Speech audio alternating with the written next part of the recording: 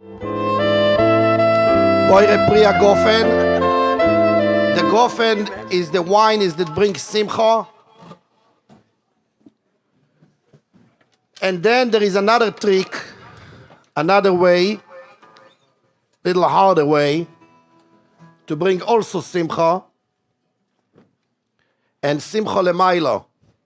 And when there is simcha lemailo, then there is always for sure simcha lemato. When there is above a happiness, simcha, by Kodesh Baruch Hu, then there is for sure happiness to every person.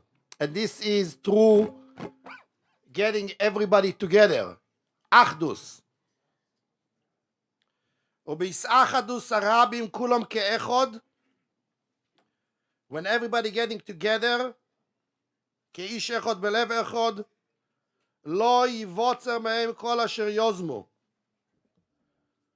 Then everything that you want to achieve, everything that you want to do, it's going to be reachable. It's going to be able to do it through the Achdus.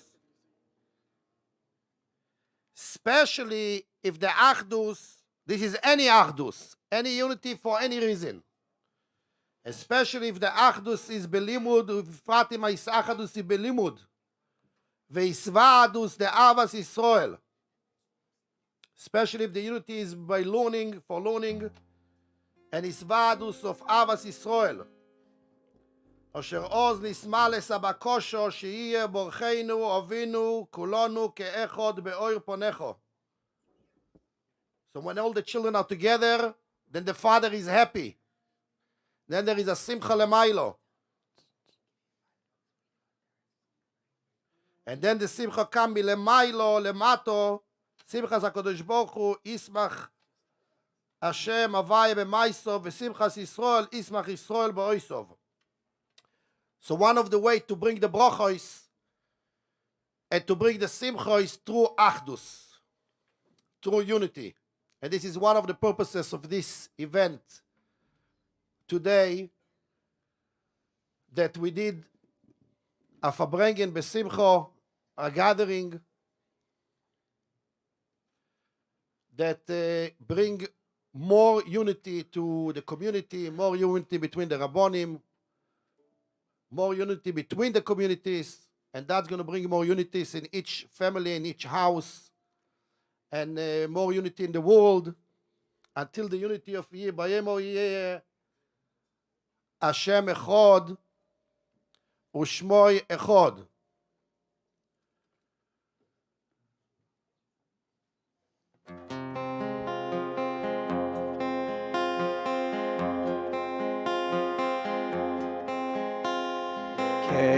Keili abata ve'voidevka Eloikai Adoi memeveka Keili abata ve'voidevka Eloikai Adoi memeveka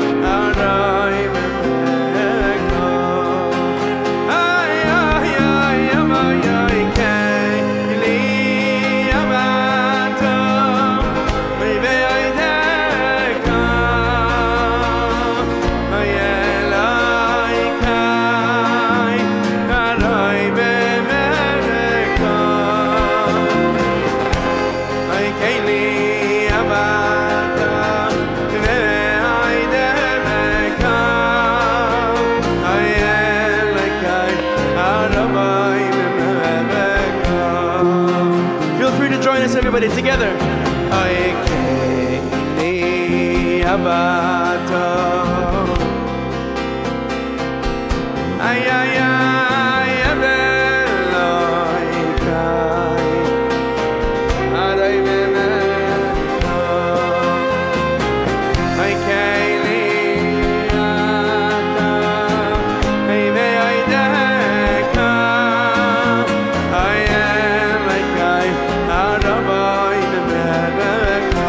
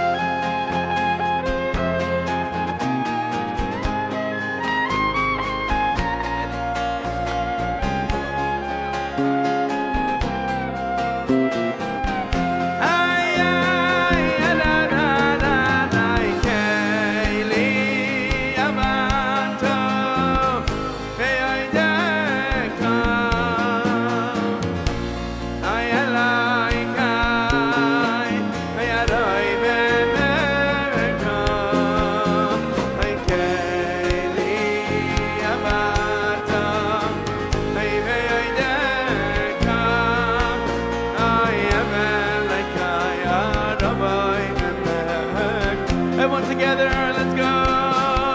Hey, diddy da da da da da da. Hey, diddy da da da da da. Diddy da da da da da da.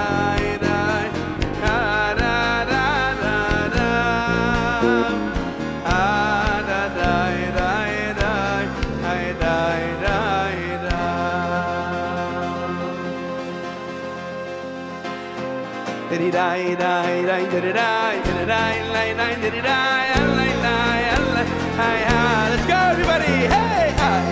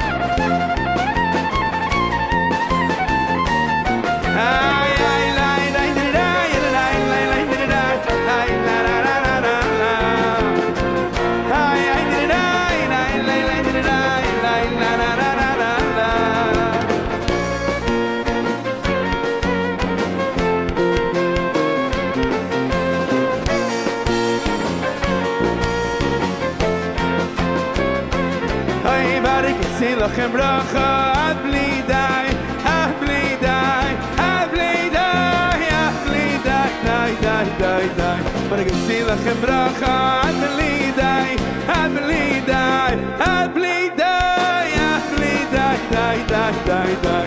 היד שיבלו זיו סייסייכם בלי ליים די, די, די. היד שיבלו זיו סייסייכם בלי ליים די, די, די. היי!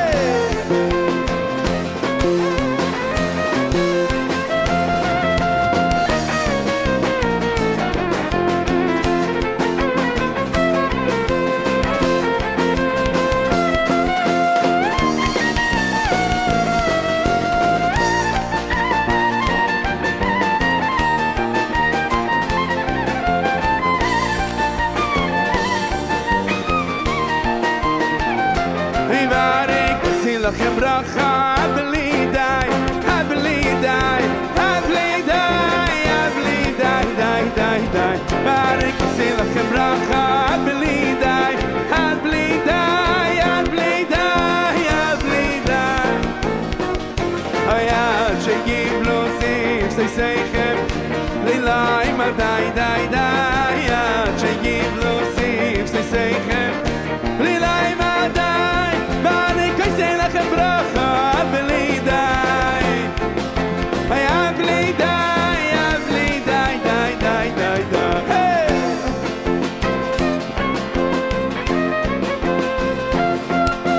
עד בלי די, די, די.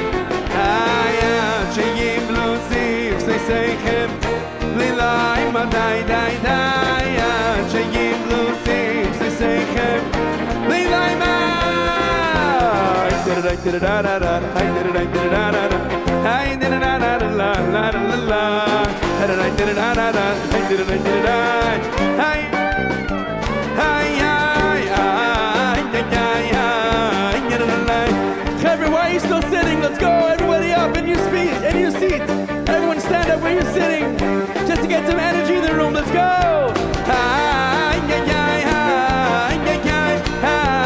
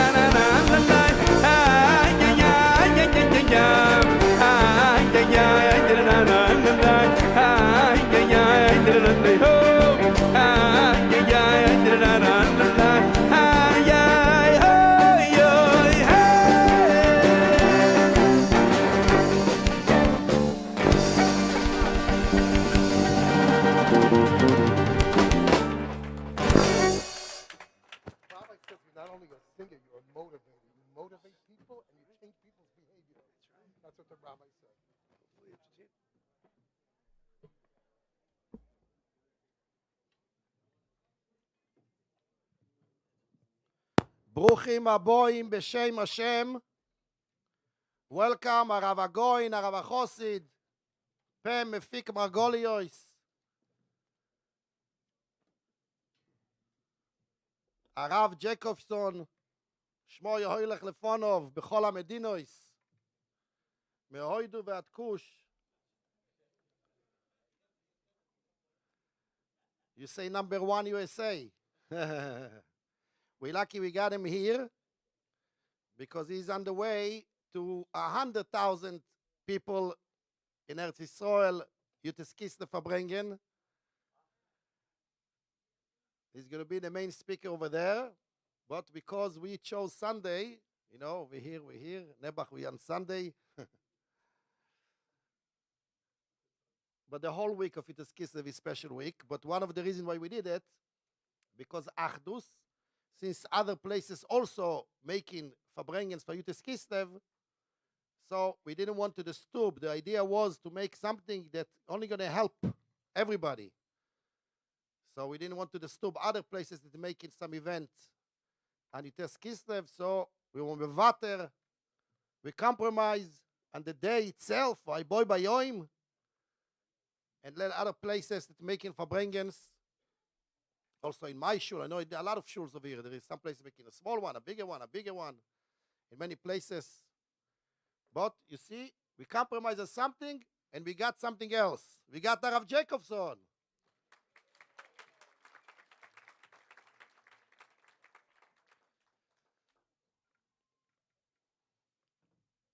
Not everybody know Rabbi Jacobson so well like I know him. When he was still Ilui in the yeshiva,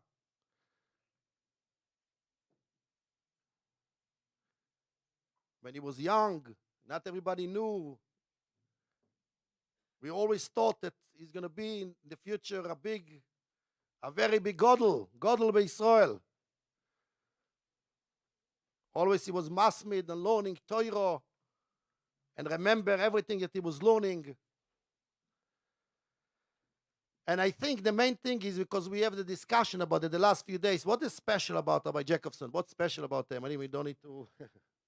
What's so special? There's many people, the chayus that he used to have always, the little chayus, the lachluchis that he had when he explained something, the lachluchis, was little something in his explanation that in the words, when he says one word, it's as something in the Wörter farana chayus, in the Wörter farana chayus. I think this is one of the things that, so every word in his divrei Torah, in his divrei soirus, in his divrei chizuk, in the chidushim, in the lamdonus, and dvorim hayotzim min halev, nichnosim el halev. So if it's come out with the leiv, with the lachluchis, then it goes in the leiv of other people.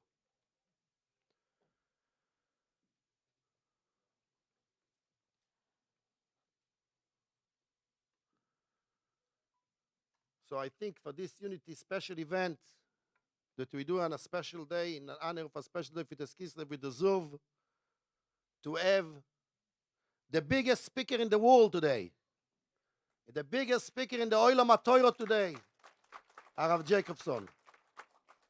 Bechovid Rav.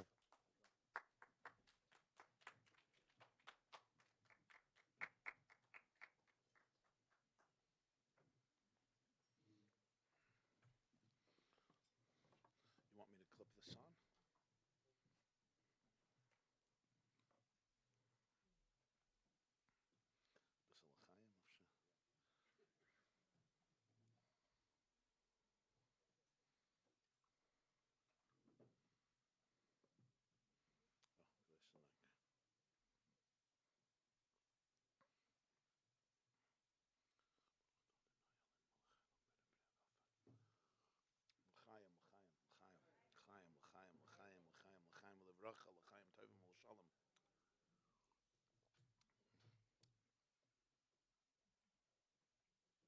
Well, I'm a very lucky man.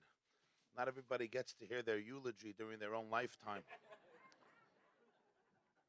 Most men have to die to hear somebody say something nice about them. So I could live forever after such an introduction. Somebody once introduced, was at a dinner, Senator Joseph Lieberman from Connecticut, and the master of ceremony was extolling his virtues, like you heard tonight. So he gets up and he says, "It's a pity my parents are not here this evening. My father would have appreciated these words. My mother would have believed them." So,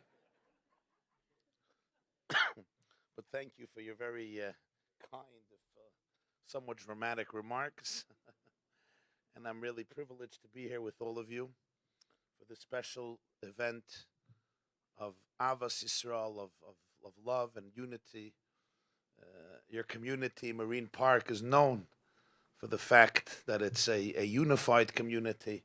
There's so many different types of people and shuls and people from different backgrounds and walks of lives and persuasions. And yet there's a certain sense of camaraderie and unity and brotherhood and sisterhood, which is extremely inspiring. May all the communities learn from Marine Park about people not always necessarily agreeing with each other or wearing the same type of yarmulke or davening the same text or doing everything in the same way. But like we know in every relationship, what matters most is the fact that we can trust each other, we can support each other, we can be here for each other. The Gemara tells a story, the Gemara Menachos asks a question of a child. If a person is born with two heads, what do you do with tefillin? So Tosfos writes over there that it's not a theoretical scenario, it happened. It tells a story about a young man who had two heads, and they came to Shlomo HaMelech for a court case. Why? Because he had two heads, he says, I'm two people. So when their father died, he wanted a double portion of the inheritance. His father left real estate on Fifth Avenue and Madison Avenue and Second Avenue. He wanted a double portion. Two heads, at least let me get a double portion. So what did Shlomo HaMelech say? Shlomo HaMelech said, blindfold one of the heads and pour cholent on the other one. Hot cholent. If the other head screams, then you know it's one person. He doesn't get a double portion of the inheritance. If the other head doesn't scream, then you know it's two people. He gets a double portion of the inheritance. It's a very strange story. What's the meaning of this? So Rabbi Soloveitchik once said that this is a metaphor for the Jewish people. Because Jews don't have one head. We have multiple heads. 3 Jews, 19 opinions. That's the fact. Every Jew, sometimes every Jew within himself or herself has many heads, right? Depends before the coffee, after the coffee, before yoga, after yoga, before Pilates, after Pilates, before therapy, after therapy, before the vitamins, after the vitamins, right? Before you met your husband, after you meet your husband. People have, even within one person. A Jewish community, I once heard from the Lubavitcher Rebbe, the Rebbe had a very good sense of humor. And he once said, I remember I was at a Farbregen. He said, why is it that in the Jewish tradition, we greet each other, you say Shalom Aleichem, and the response is Aleichem Shalom. Why shouldn't the response be reciprocal? Shalom Aleichem, Shalom Aleichem. Imagine in English if I say to you, good evening, and you say, evening good. How are you? You are how? What's up? Up what? It's very strange. But in Hebrew, we do it all the time, right? Shalom Aleichem, and you're like, Aleichem Shalom. So the Lubavitcher Rebbe said the reason is because when two Jews meet, even before they begin the conversation, the first thing is they have to disagree with each other. It's the first thing. I say to you, Shalom Aleichem, and you're like, Nez, Akneshken Shainik, Ibchem Estabritz, Aleichem Shalom. Once we establish that we have a disagreement, now we know we're both Jewish, nobody has to convert, and indeed we can hopefully have a meaningful dialogue. You know, there was the great Kabbalist, Jackie Mason, Olav Shalom. He once said that when two Jews meet, he's the guy who used to repeat my jokes. So he said when two Jews meet, if within 3 minutes they don't establish a family relationship, one of them is not Jewish. Yeah? It's true, right? Whoever I meet, oh, you know my mother's mother-in-law in a previous reincarnation? Of course I know her. I was in Australia when they said, you must know my cousin. He lives in New York. Of course I know your cousin from New York. There's 9 Jews in New York, and I know your cousin. Probably Afli Daven's right in front of me. He gets me annoyed. First I know your cousin. And my brother-in-law, of course, also is the second guy in New York from the 9 people. But I think it's also fair to say that if 2 Jews meet within a few minutes, there's no disagreement, probably one of them is not Jewish. So Shalom Aleichem, Aleichem Shalom. We don't have one head. We have multiple heads. We have many ways of thinking about things. I remember there was a debate between Rabbi Jonathan Sachs, the Colonel of Racha, the chief rabbi of Britain, and Amos Oz. Amos Oz was a world-renowned Israeli, real leftist. And before the debate begins, Amos turns to Rabbi Sachs. He says, Rabbi Sachs, I have to be honest with you. Probably I will disagree with everything you say in this debate. Like, it's only a Jewish debater. How do you know what I'm going to say? But I know beforehand that I have to disagree with everything you say, of course. So he says, probably I will disagree with everything you say. But I want you to know that I also disagree with everything I say. So we don't have one head. We have many heads. That's not the issue. The problem is not when people have different heads, different perspectives, different way of looking at things. The problem is if I pour hot water on one head and the other head screams, you know it's one person. It's one organism. But if I pour hot water on one head and the other head doesn't scream, it's apathetic, then you have a problem. It's not just two heads, it's two souls, it's two people, it's two separate persons. I don't know if you ever went to San Francisco to see the sequoia trees, the redwoods, but it's fascinating. You have their trees that are almost 4,000 years old, 3,500 years old, 3,800 years old. That means trees that date back before Moshe Rabbeinu. They come from the time of Yosef, of Yaakov, of Yitzchak, of the time of Mesushelach, Noach. I mean, it's incredible. You look at these trees, and it's literally you're touching a different time of part of history. And when scientists began to study the power of these trees, their longevity, they wanted to understand how did they withstand, how did they weather every storm, every tsunami, every fire forest, bacteria, infections, germs, viruses, how? They were certain that the roots of the sequoias must extend deep, deep, deep into the ground to be able to ensure the longevity of the tree. But when they developed the instruments to be able to view subterranean roots and see what's happening beneath the earth, they were shocked. They were astounded. The sequoias have very shallow roots, some of them 4 or 5 feet. At most, a tree in your garden has deeper roots. And they couldn't understand what's its magic. And then they realized what the sequoias lack in depth, they make up in breadth. You see, the roots of a sequoia tree, they begin going down searching for water. They don't go deep. They go wide and they search for the roots of another sequoia. And when they find the roots of another sequoia, they interlock. They interlock with the other roots, and they can do this with another 50 or 100 trees. So up top of the earth, it looks like there's 100 trees. They're not. If you go deep under the earth, they're all interconnected, interlaced, interlocked, integrated, interconnected with each other. A storm can destroy 1 tree, 2 trees, not 100 trees. It's impossible. And that was the secret. When I read about this, I remembered the verse, Yeshaya Hanavi, Isaiah says, Yimei ha'etz, yimei aki, yimei ami. The Jewish people are the sequoias of history. We're the redwoods of history. So what's the secret of the longevity of the Jewish people? And the answer is, look at the sequoias. On top of the surface, different personalities. Every tree has its own flavor, its own unique character, its own unique dimension, but above the surface. But if you go deep down, ki'ish echad, belev echad, all the roots are interlocked, interconnected with each other. That nobody can destroy. The Sfas says, we say in the Haggadah, Shaloi echad bilvad amad aleinu l'chaleseinu.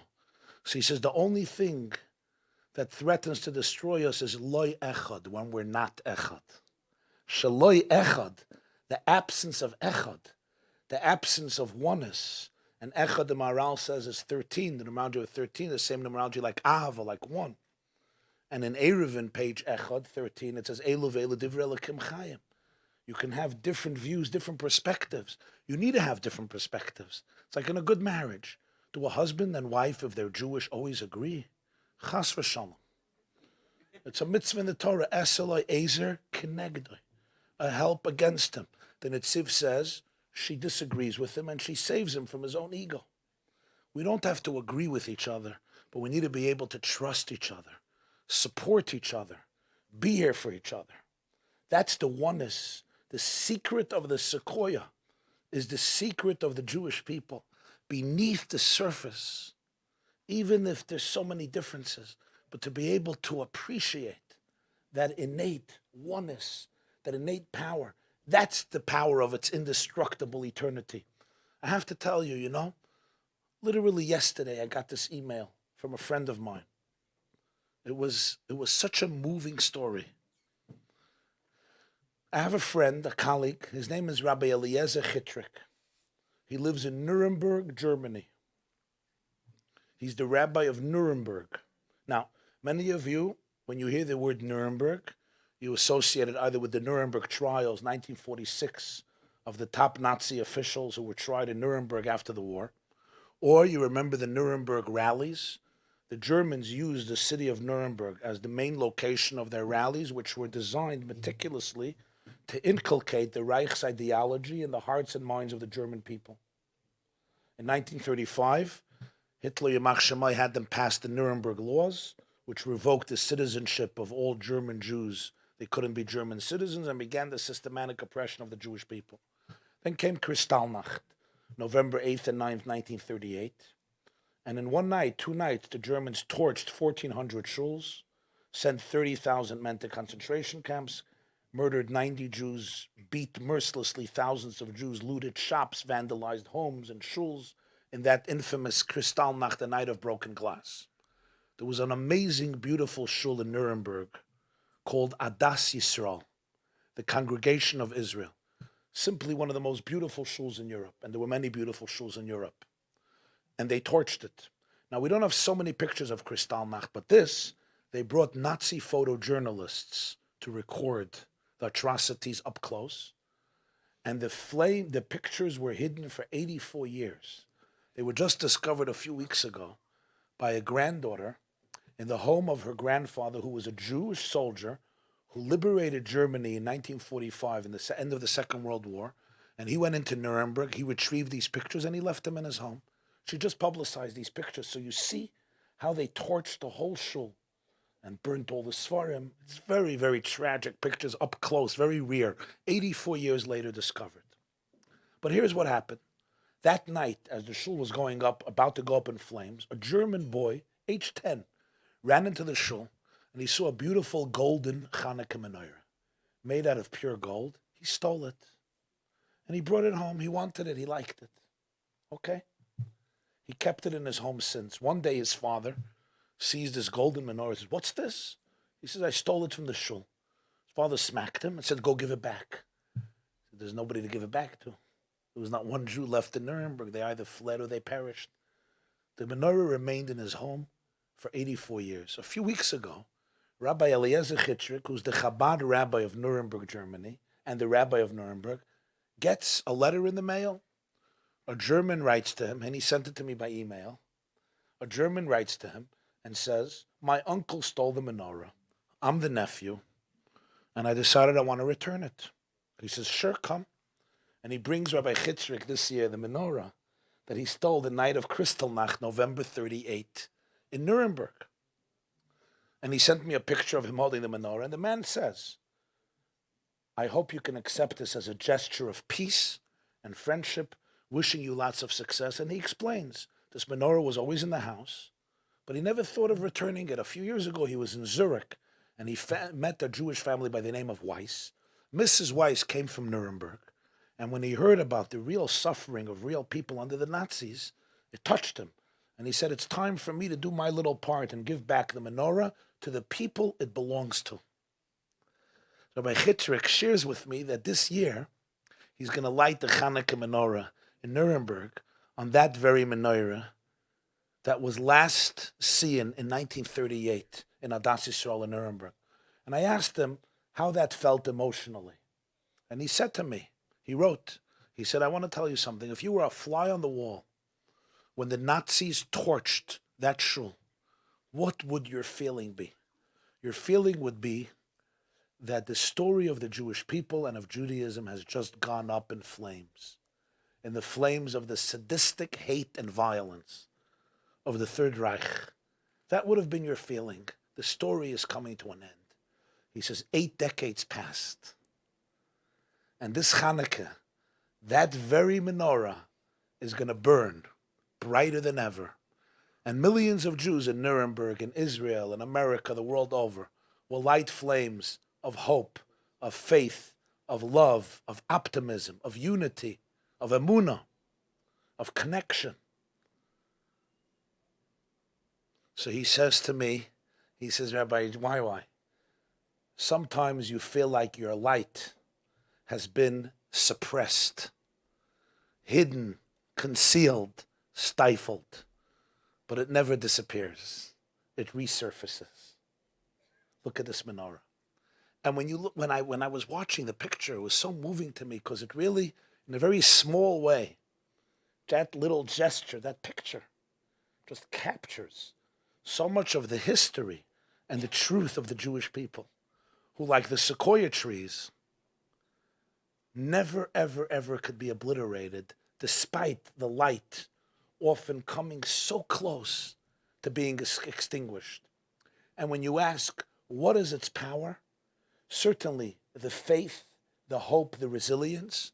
But one of the greatest powers is the power of Hakel, the power of Achdus, the power of Avas Yisrael, the power of people having that innate sense of connection that no differences of opinion can obliterate. So be able to celebrate on such an evening this element of unity is really very thrilling. It's a privilege. It's what the Jewish people need. I'm going to tell you a little story that happened this week. For me, it was a sad story. I'm not sure I should say it, I shouldn't, but I think I should say it. And it's really connected to the theme of the night, which is Yutas Kislev. As you know, Yutas Kislev is the day when the Baal Tanya, Rabbi Shneur Zalman of Liadi, the author of the Shulchan Aruch Harav and the Tanya, one of the greatest luminaries in the Jewish world, was liberated from Tsarist imprisonment. Why should that be celebrated 224 years later? Why? I mean, it's a nice thing that he was liberated. The answer is because this wasn't just a personal event. The reason he was thrown into prison is because he was teaching what we call today Pnimiyus HaTorah. Pnimiyus HaTorah means the soul of Torah, the depth of Torah, the spirituality of Torah, which the Baal Shem Tov articulated and revealed and emphasized the inner dimensions, the psychological, spiritual, soulful dimensions of Torah and mitzvahs. And one of its deepest teachings is understanding who a Jew is. So here's the story. I don't know how many of you follow martial arts. Some time ago, some Hanukkah, a few years ago, I was talking near Brooklyn College. The president of Brooklyn College was there. She's an Irish, wonderful woman. So she comes over to me. She sees everybody's fressing latkes and donuts like there's no tomorrow. Okay? And they look at. So she tells me, Rabbi Jacobson, what's this tradition of all this oil and sugar and now, I didn't feel that giving her the Talmudic explanation. The oil was supposed to burn for one night, but it burned for 8 nights, and therefore we submerge our donuts for 8 years in oil, and then we submerge our latkes for 8 decades in oil to commemorate the 8 days of the menorah, and we don't stop eating, and every minute you try to finish 8 latkes and then 8 donuts in commemoration of the miracle. For Jews, that's perfectly sensible. Of course, the oil burned for 8 days. Of course we should eat donuts. Like, don't you see the connection? Like, you look at the donut, don't you see a menorah? Oil. Of course. You see the Chashmonaim, right? When you eat the donut, you see the Chashmonaim, you see Yehuda Maccabi, you see Antiochus, you see everything.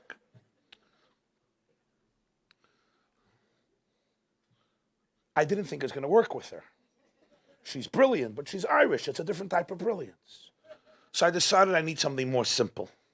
So I said to her, as follows. The reason is because Hanukkah represents the victory of the Jewish people against the Greeks. We won. The Greeks lost. The Greeks were into a few things: fashion, design, looks, Olympics, sports, athleticism. So on Hanukkah, when we celebrate the defeat of the Greeks, we eat as many donuts and latkes as possible to ensure that we will never, ever look like them. She's like,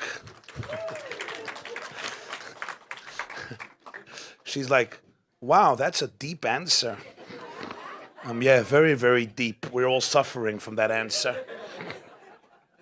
But in any case, last Motzei Shabbos, 1 week ago, there was a big, big fight, a good one, known as the UFC, which is basically the Ultimate Fighting Championship.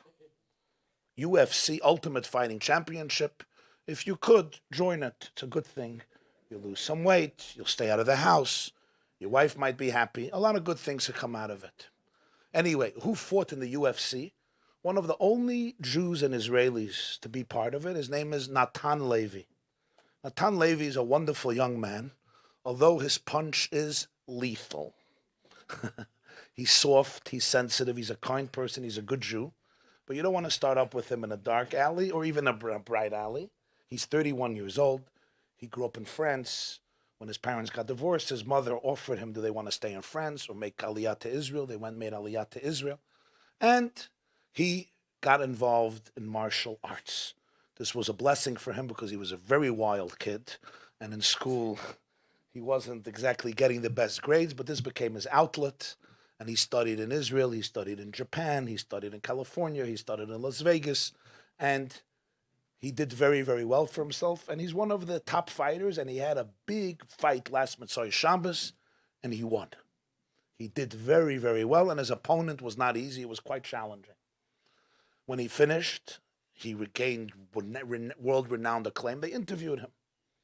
And the interviewer asked him, what is your opinion about Kanye West and his anti-Semitic rhetoric, especially day after day, praising Hitler, and every day comes up with another gewaldige anti-Semitic chiddush. So Natan says, what's my opinion? Tell him to come here. Tell him to come here. I'll work everything out with him. Making comments on Twitter is not going to get him anywhere. Let him face me face to face. You make fun of Jews? Come, let's fight it out. And he says, I tell that to all the anti-Semites. Come here, brothers. Come here. Don't be afraid. You say Jews are ducks, and Jews are mediocre, and Jews are weak, and Jews are frail. Come, take me on. I'll teach you a thing or two. And then he says, listen, life is too short to hate. And I pity all those who have dedicated their lives to racism and hate and bigotry. And all I can tell you is I will fight for the Jewish people. I will fight for Israel. I will fight for my brothers and sisters. I will not tolerate any bullies. And if you bully anybody near me, be careful, because I'm going to find you. That was his message. And he said, I'm a Jew. I was born a Jew. I am a proud Jew, and I will fight for the Jewish people forever and ever. And it was moving, because this was a platform that was not very Jewish. It wasn't Borough Park. It wasn't Flatbush. It wasn't Lakewood. It wasn't even Marine Park. It was a very public platform. And the fact that he spoke with pride and dignity about the Jewish people, about Israel, was very moving. Why am I telling you this story? I want to tell you another little side of the story that shouldn't be a big focus, but I want to share it with you. I have a friend who's very close to Natan. And right before Shabbos, he sent me a text. He said, I want to cry. I said, what happened? He said, I told Natan, I sent him a WhatsApp. I said, you know, I want to tell you something. A person like you is usually not followed in Orthodox Jewish websites. They're not so, some people are into martial arts, but it's not usually, the gefilte fish, kugel, jalapeno herring, cholent discussion or from websites. But this time they're all reporting you. Everyone is posting your video. You made a massive Kiddush Hashem for the world, and everyone is so proud of you. And go to all the Orthodox websites, and he sent him the links to be able to look at these websites and feel that all of the Jews, even people he's not familiar with, people who wear different types of head coverings, are proud of him. He wanted to give him that feeling. And he sent him the link. So I also went to the link to check it out. And I'm looking at the links, and it's all nice stories. And then you have in the websites hundreds of comments of people who have a lot to do. You know those comments? right? Comment after comment after comment. So I was reading. Natan reads all the articles about him, and then he sends him back a message. And he wrote one line, and he said, it's sad for me that the way they identify me is as a Chiloni. The way they identify me is as a Chiloni, which means as a secular Jew. It's sad for me. That was it. I'm looking at his response, and I'm thinking to myself, I don't understand. Technically speaking, he is a Chiloni. He didn't come with a yarmulke. He doesn't put on Rabbeinu Tam's tefillin. I'm not going to talk about Rashi's tefillin at the moment, right? He didn't come to the martial arts with a streimel, or with a bekesh, or even with a Barcelino a hat, or bechlal with a head covering. I mean, technically, he's a Chiloni. It bothered him. It hurt him. Because he was reading on the comments. I read the comments, stupid comments. Why are you publicizing a Chiloni? He's a Chiloni, but he did a good job. He's going to get schar. You know, when Jews become Chachmei Chelem and everybody knows how God works and God thinks and who everybody is. Little judgmentalism and the arrogance could make you a little nauseous. And I'm thinking to myself, money he's not missing. Fame he's not missing. Strength he's not missing. Attention he's not missing. What bothered him? It bothered him that in frum websites, he was identified as a Chiloni. And then I realized, the Alter Rebbe used to say in Yiddish, a Yid nicht will und nicht ken sein abgescheit von Elikus. A Jew, nor can he, nor does he want to ever be separated from godliness. That's what a Jew is. That's what a Jew is.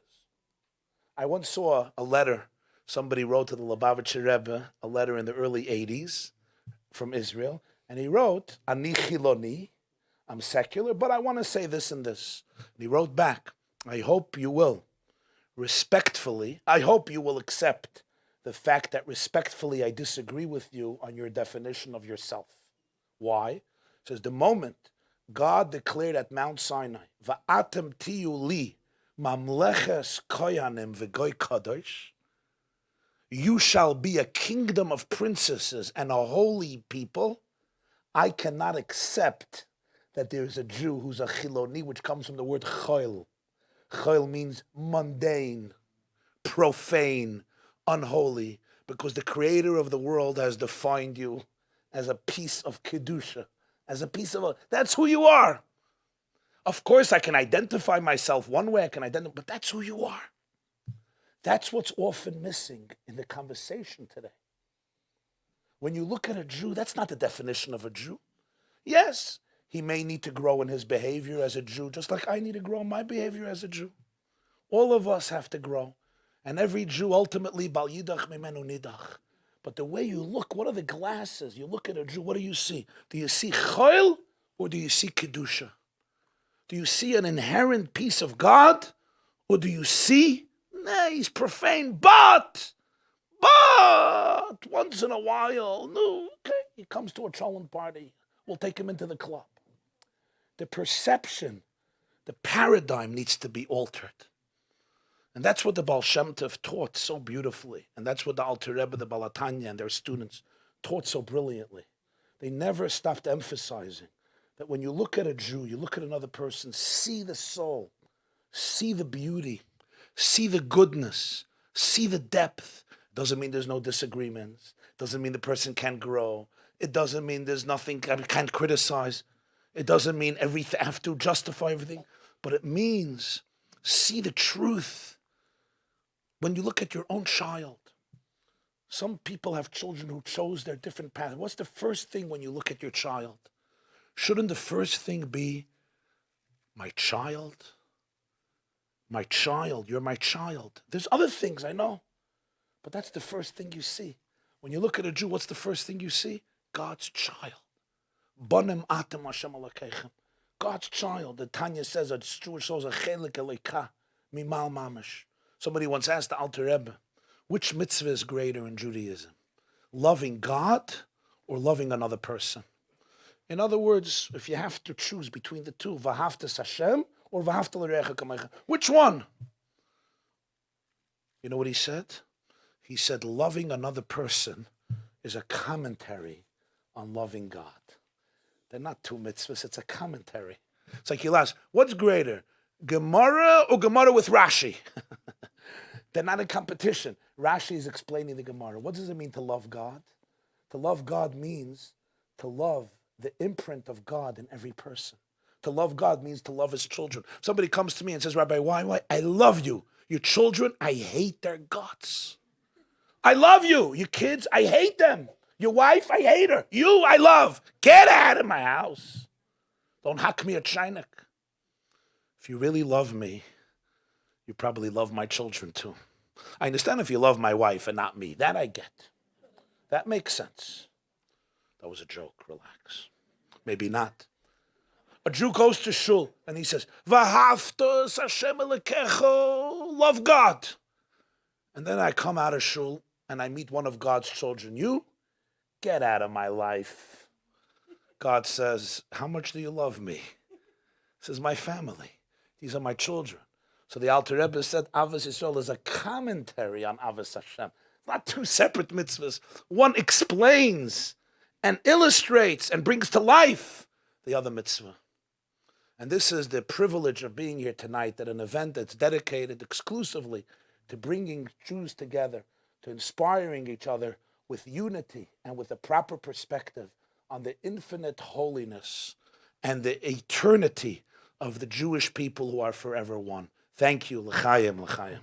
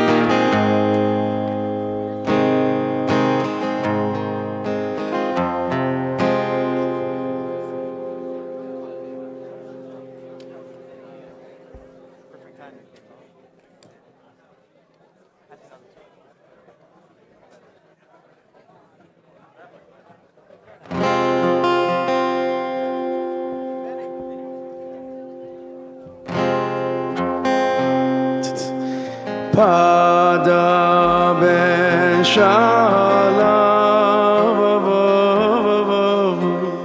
nafshi mikrav li ki berabi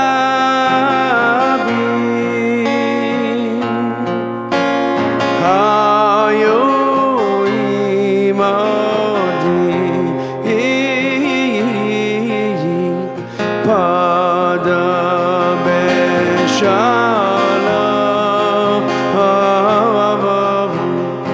nafshi mikrav li ki berabi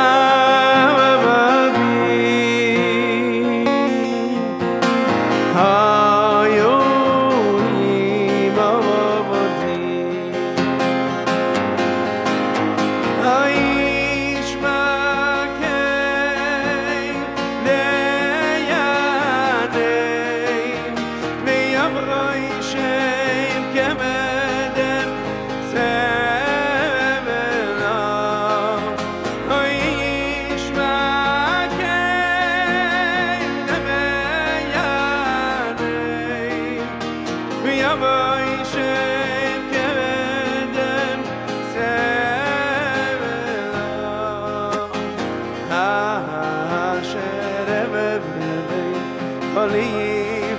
Islamoy Haya Sherebein Koli for Islamoy Sherebein Koli Melava Yamaru Yamaru Hevelavoiki Shabalach Yavada Haibi Shalabam Mama Khile Khile Khile Meri Sabai Khalkum Akhma Boys Bibu Krov Liboy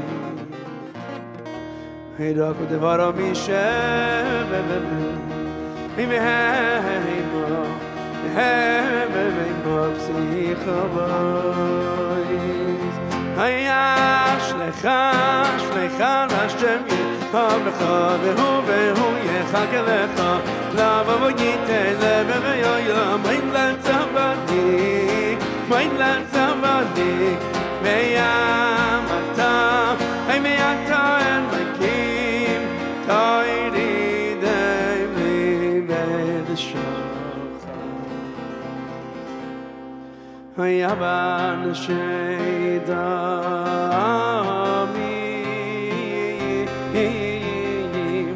Damim Damim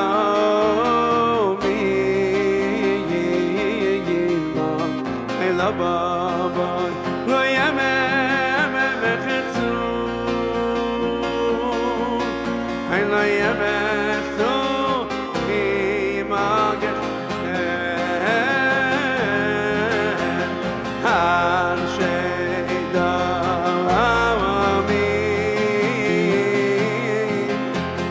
Damamim, damamim, umumim. Hayla yemechitzu, la yemechitzu, yemech mevemehem. Va'ani yeftach bach, va'ani yeftach bach.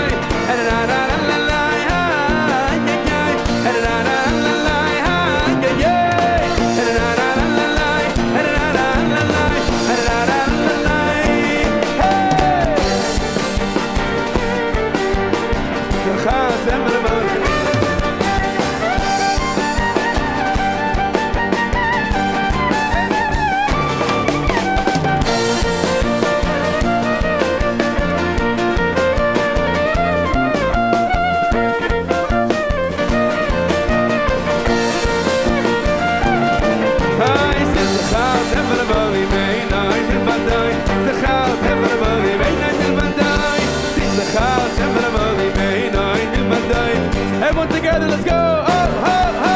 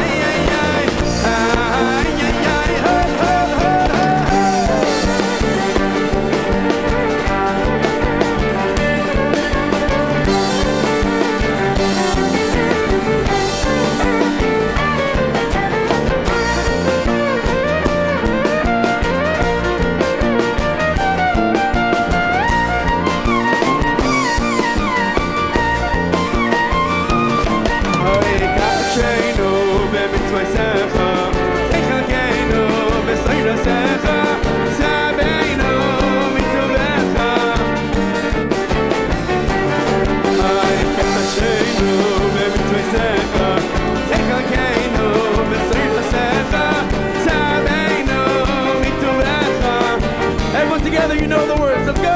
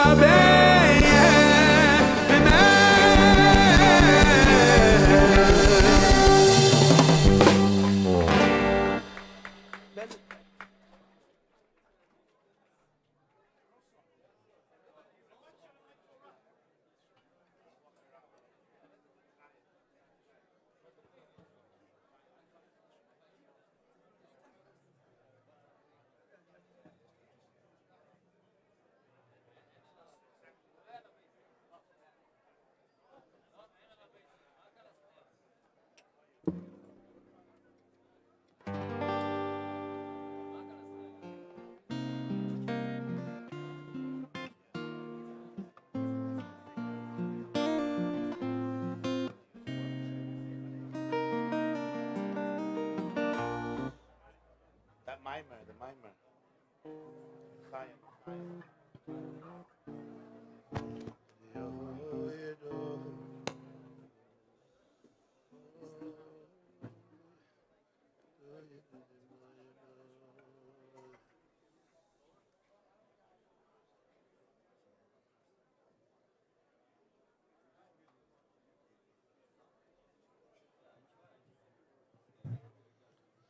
L'chaim, my dear friends, L'chaim, I want to send love and blessings to each and every one of you.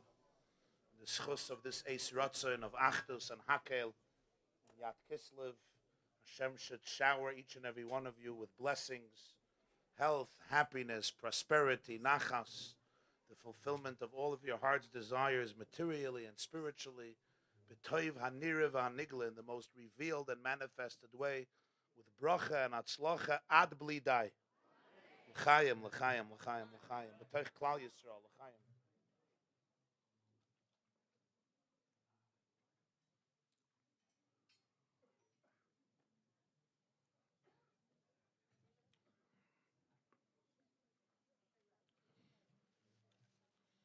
Oscar Wilde once said, the best feeling in the world is to do something anonymously and then have somebody find out. We all know what he meant. Anonymous aher, anonymous ahin. But one person at least should find out about it. And I thought of that line when I came across what seems like a very enigmatic and even disturbing medrash on Parshas Vayeshev.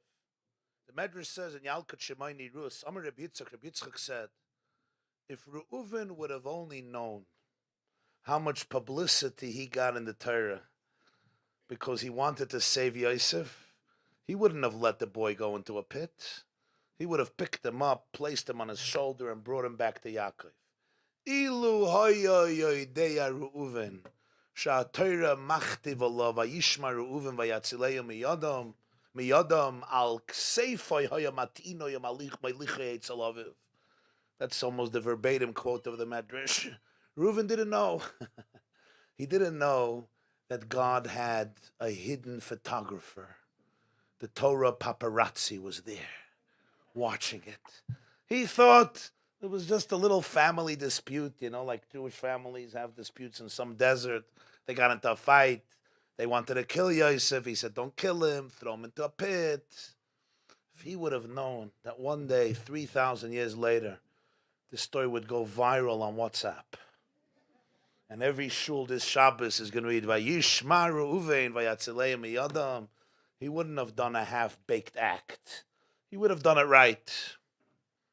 Next, the Medrash says, if only Aaron would have known the publicity he got. When Hashem told Moshe, Aaron won't be jealous. V'roacha v'samach belibo. He's going to see you. He's going to rejoice in his heart. If he knew that the Rabonei Shalom was watching, he wouldn't have greeted Moshe Rabbeinu with a smile. He would have come betupim u'b'mechaylos. He would come with a band. He would come with drums and tambourines and Eitan Katz and all the great singers and renowned talents in the Jewish world. They would do a whole concerto greeting Moshe Rabbeinu. Yamim al yamei melech taisef. But he didn't know. Next, Ilu hoya yodeya Boaz.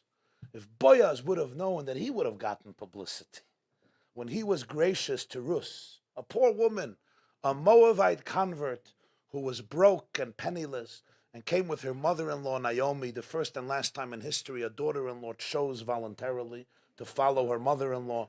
Where you go, I go. Where you sleep, I sleep. Where you die, I die. Where you live, I live. Where you're buried. First and last time that I know in recorded Jewish history. And she comes back to Bethlehem. She's penniless. She goes to Boaz fields like the poor people to take the shirayim, the leket, the shikha, the payah, the remainders of the grain, of the fruits, of the vegetables that falls on the ground that the poor people were supposed to allow to take. And Boaz is gracious. And Boaz offers her to eat. And he tells her to dip the bread in vinegar. Vayitzpot lo kali.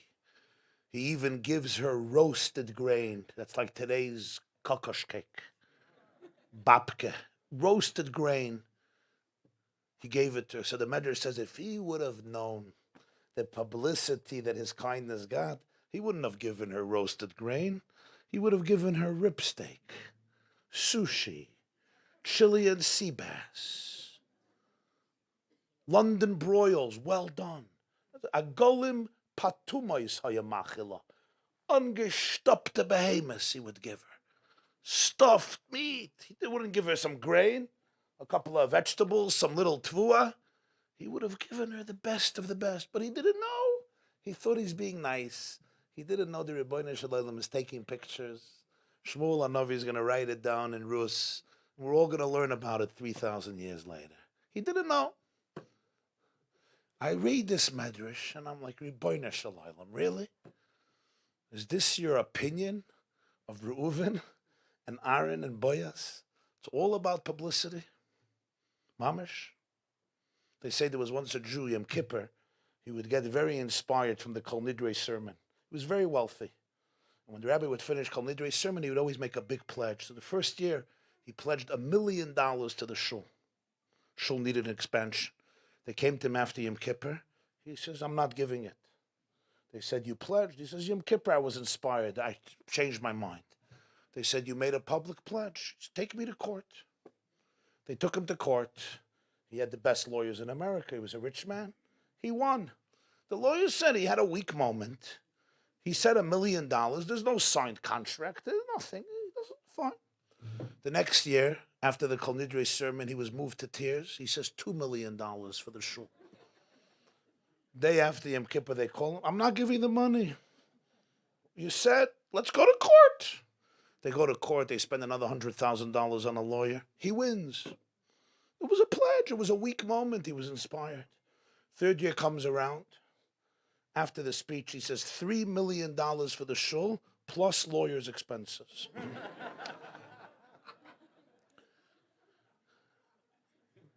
Don't we all believe that there's some things you do, even if it's not on WhatsApp, even if it's not on social media, even if there's nobody taking pictures? For example, saving your brother from death.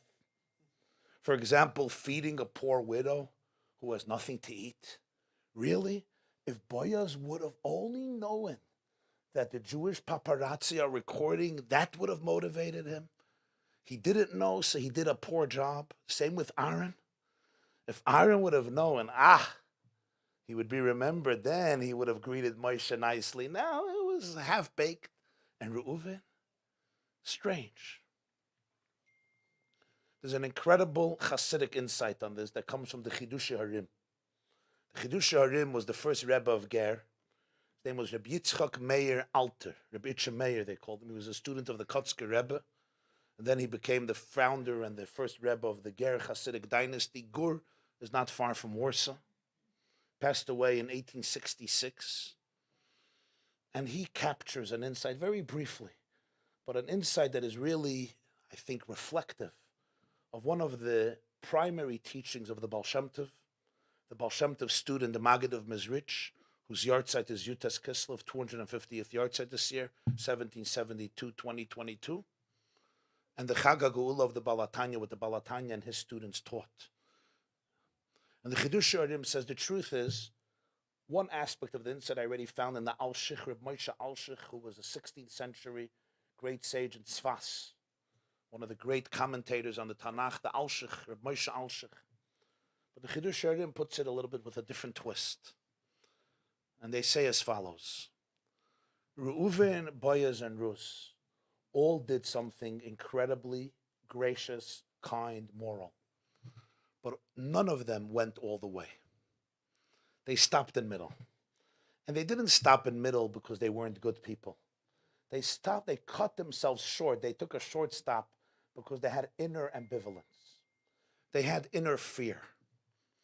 They were affected by a split, by a dichotomy, a lack of certainty that didn't allow them to take it all the way. Take Reuven. On one hand, Reuven's gut told him, you have to save this boy. They're going to kill their youngest brother. We will never forgive ourselves for this act. Whatever you think about Yosef. That was one part of him. But Reuven was also a pensive child. Reuven was also somebody who doubted himself, and he said, but maybe my brothers are right. Maybe if all of them are of the opinion that Yosef deserves to die and they'll throw him in a pit, maybe they're right. Maybe I got it wrong. And you know what? If I do save him, what are they going to say? They're going to say, you're just trying to protect your own skin because you're the oldest and you're going to get the blame. You have no courage. You have no conviction.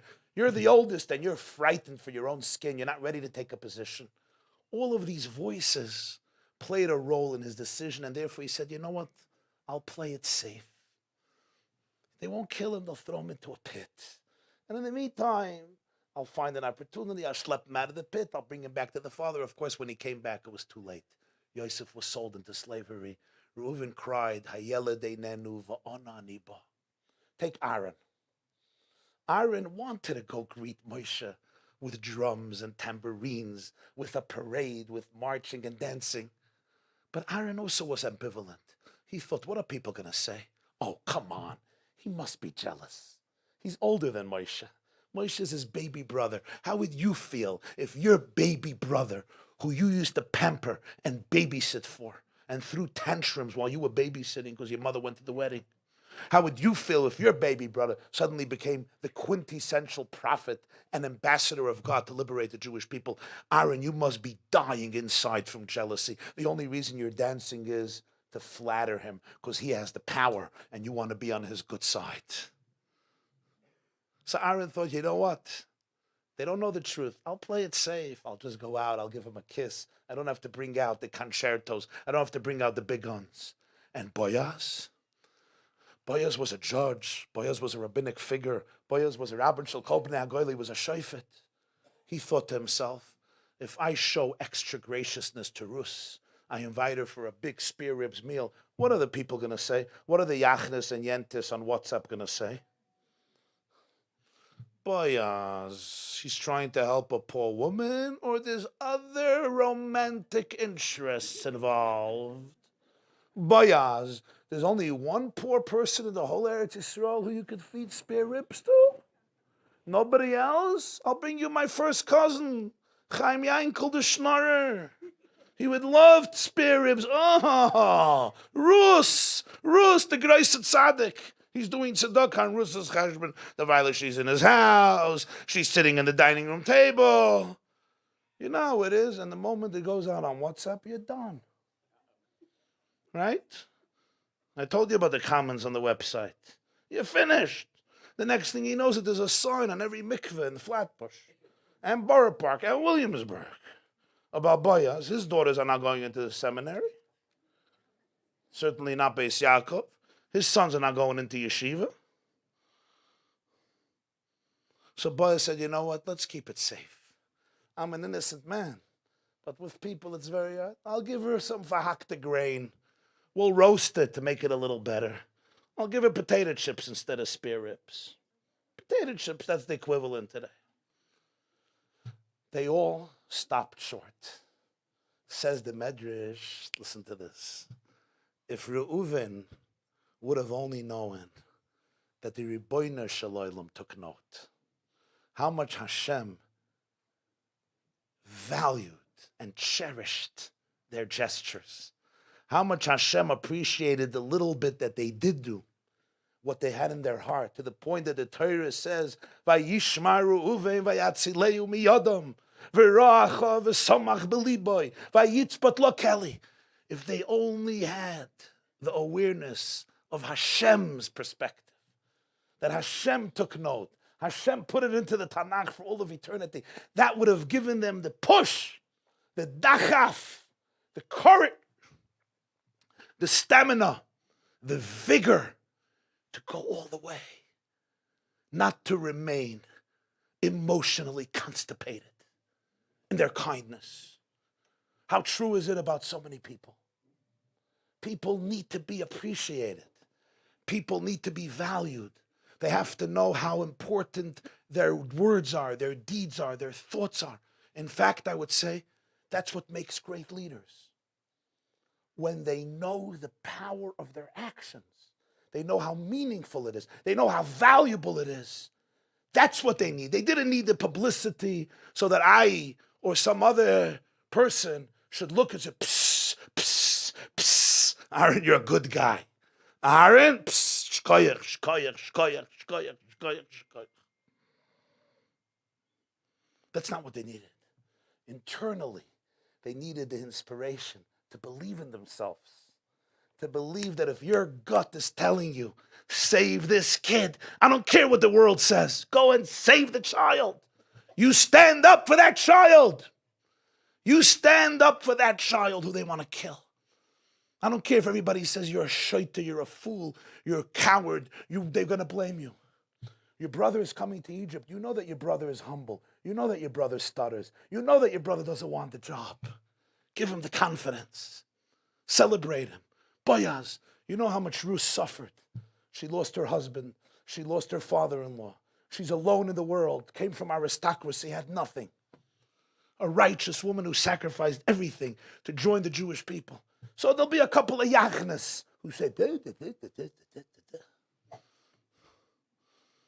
you heard.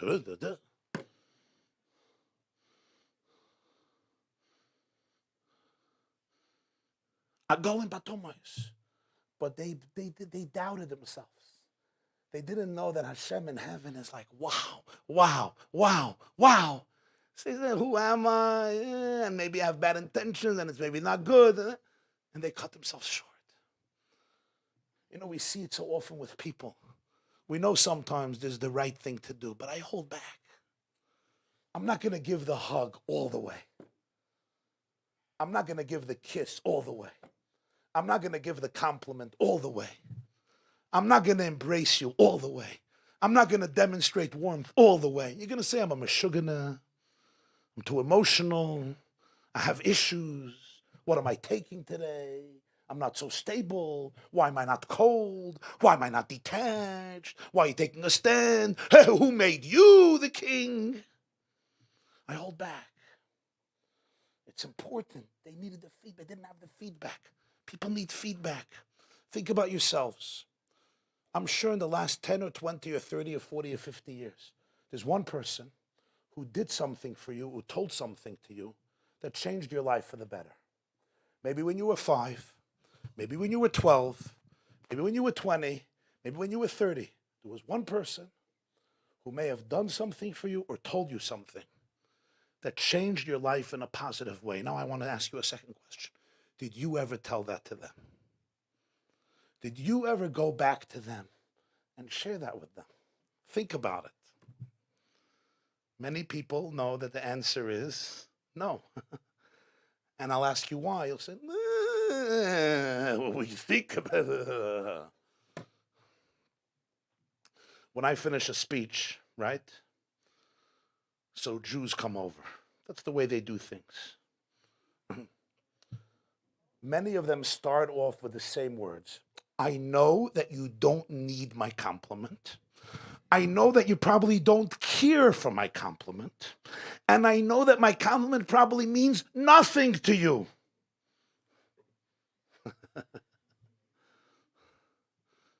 So now I'm not going to talk about my own levels of insecurity.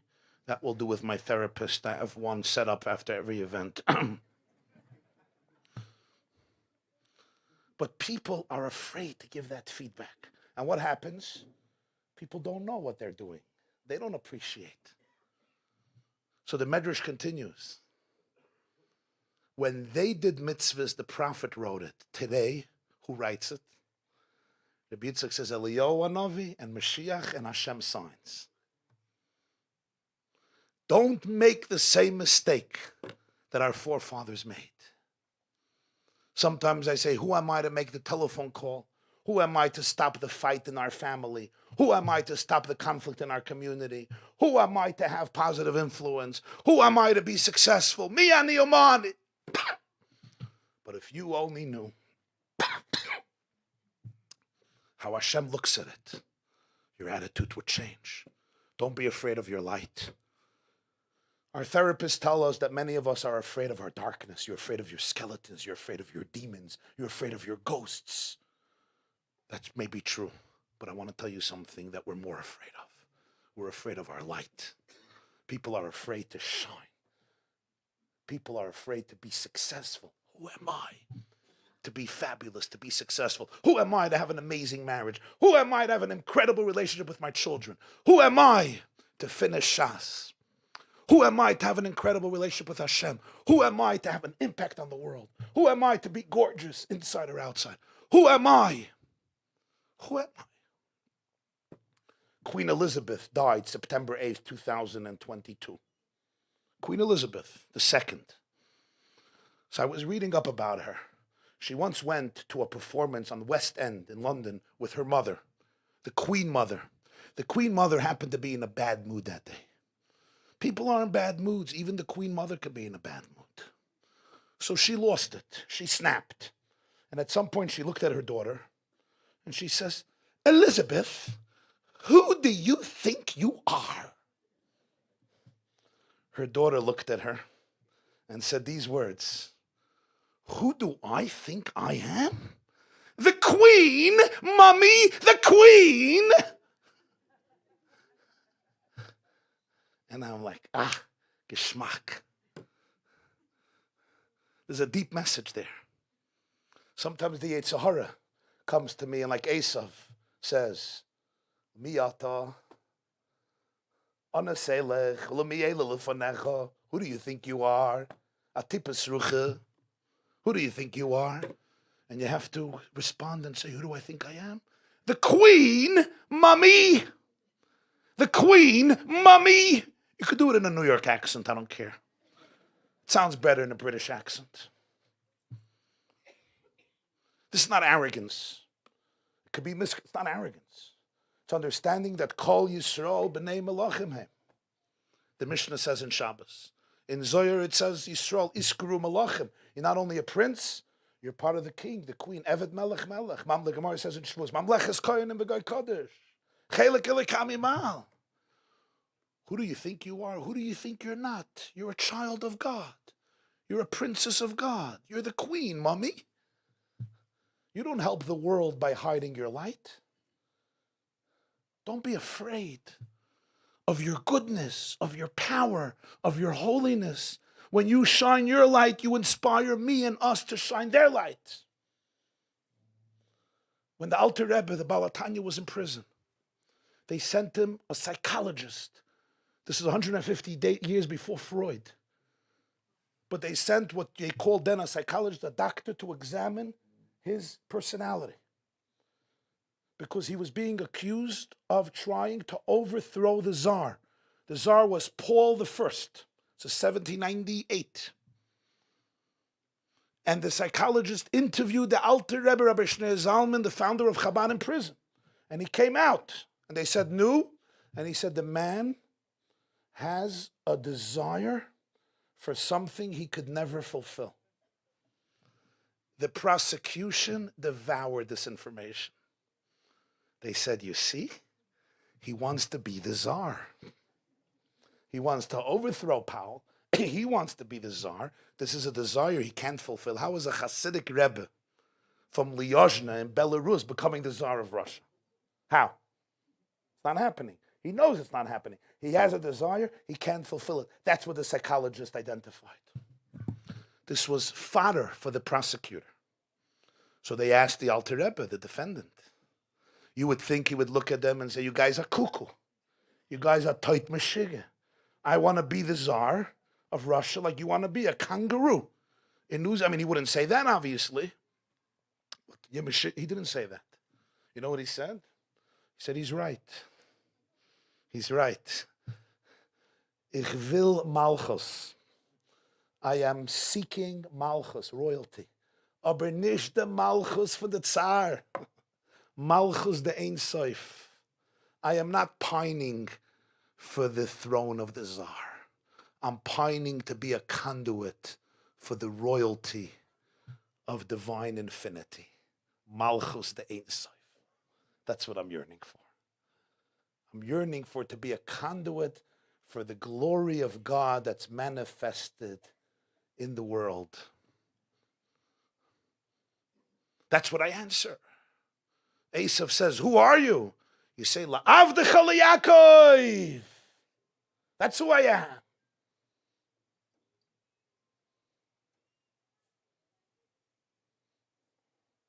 That's why it says in Pirkei Avos, Dama l'mayla mimoch, ayin roya, oizen shemas, v'chol masecha b'sefer nichtavim.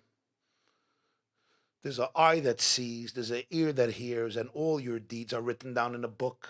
So most people understand it, that just as Google follows you everywhere, and you could never get away from Google, right? So Google was named Google because G, God.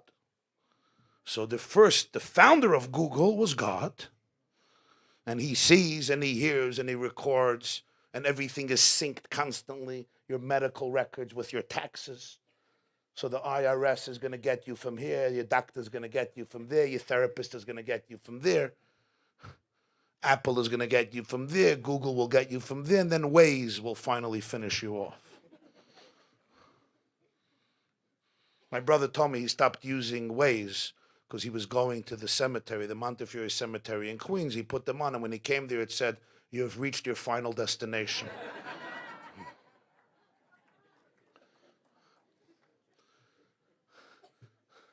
But the way the great Hasidic masters explained it, open your hearts, is a little different.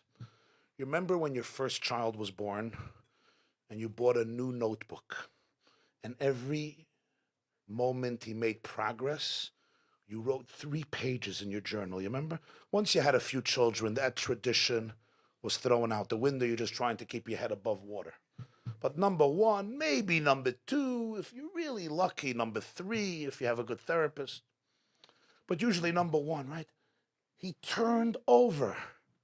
And you describe how he turned over, which side, who he looked like when he turned over, which leg went first, which hand went first. You went into the store, he looked at the candy and he made a comment. Why? You have nothing better to do with your life? The answer is, yeah, you have nothing better to do with your life. You know why? Because she's your child. Every movement you write down in the journal. You celebrate it. Wow. He stood up. She stood up. They smiled. He said his first word. He said the cutest thing in the world. She said the most adorable thing. The hug that she gave me was priceless. That's what you do. Says in Pirkei Avos, V'chol ma'asecha b'sefer nichtavim. The Baal Tanya writes in Tanya chapter 41, and they made a beautiful song on it.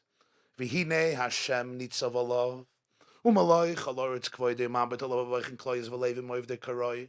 Hashem is standing over you, even though He's in the whole world, and He's looking at you and examining your kidneys and your heart to see how you serve Him. And people, they misunderstand it. They think He's saying that Big Brother, it's like George Orwell, 1984. Big Brother is standing over you and like, I saw that, you Ganev. I saw that, you Ganev. He's saying the exact opposite. God is your greatest fan, your mommy and tati. He is your greatest supporter, your best friend. Everything he writes down in his journal. You saw what Dvoira did? Oh, what did she do? You saw what she did? She moved. She thought. She spoke. She overcame that struggle. You saw what Chaim did? He overcame that temptation, that addiction. That goes into the journal. The Medrash says, don't think it's not written. What Reuven did was written. What Aaron did was written. What Boaz did was written. What you and I think, say, or do is written. It's celebrated. It's valued. It's cherished. Don't be afraid to go all the way. Don't be afraid to give all the love, to give all the warmth, to give all the generosity, to give all the kindness, to give all your authenticity, to show up to life with your full presence, not with half your heart and half your head tied in chains because of my traumas and wounds, which are normal. But that courage to be able to really show up in life with that conviction of Hinei Hashem Nitzav Alav. I was invited by Renewal to do a Shabbaton with kidney donors. This was in the Hilton in Stamford, Connecticut. So I went for Shabbos. I get up to speak. It's a big auditorium. There's 800 people in the crowd. Everyone is a kidney donor. I stand up and I started my speech with these words. I feel like a balmum. I feel like a blemished defect. I'm the only person in this room with 2 kidneys. I don't know what gives me permission to be here in this room. Everyone is a kidney donor. Fascinating. And listen to this. Besides one, everyone gave a kidney to somebody they don't know. They don't know who it went to. Imagine. And I want to tell you something else. The next day I was on a radio show. And the interviewer tells me, I find that Orthodox Jews are obnoxious and rude, and they don't have any mannerisms. I said, what do you mean? He said, in Costco, they never hold the door open.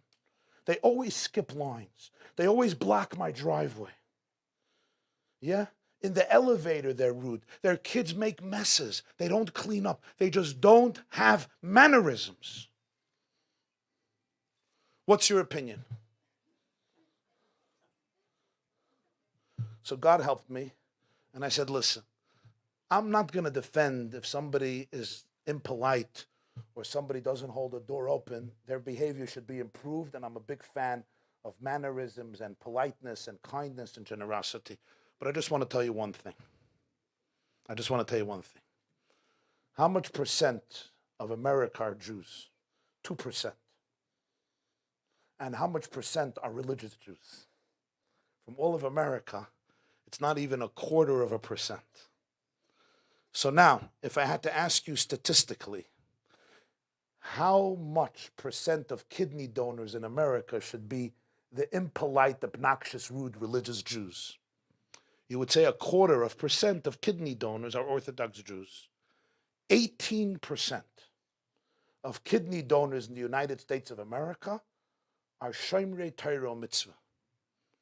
So I said, listen, I'm not, a fact, I said, I'm not telling people should be polite, but I know what, if I have to choose between somebody holding the door open in Costco and somebody giving their kidney to save my loved one's life, I know which stock I'm going to invest in. I know what I'm going to choose. So be respectful. I'm not saying no, there's nothing to correct. I'm not saying we don't have to enhance our behavior. I'm not saying sometimes our education needs help. I'm the first one to say it if you watch my clips. I get in trouble. I'm not saying that. But when you demonize a community, 18% of kidney donors in America. That's a fact. I didn't make that up. He was quiet. An old woman calls in. You know, women could be sharp, especially when they hit a certain age, right? And their husband doesn't interfere. They once asked a 106-year-old woman, what's the value of living to this age? She said, less peer pressure.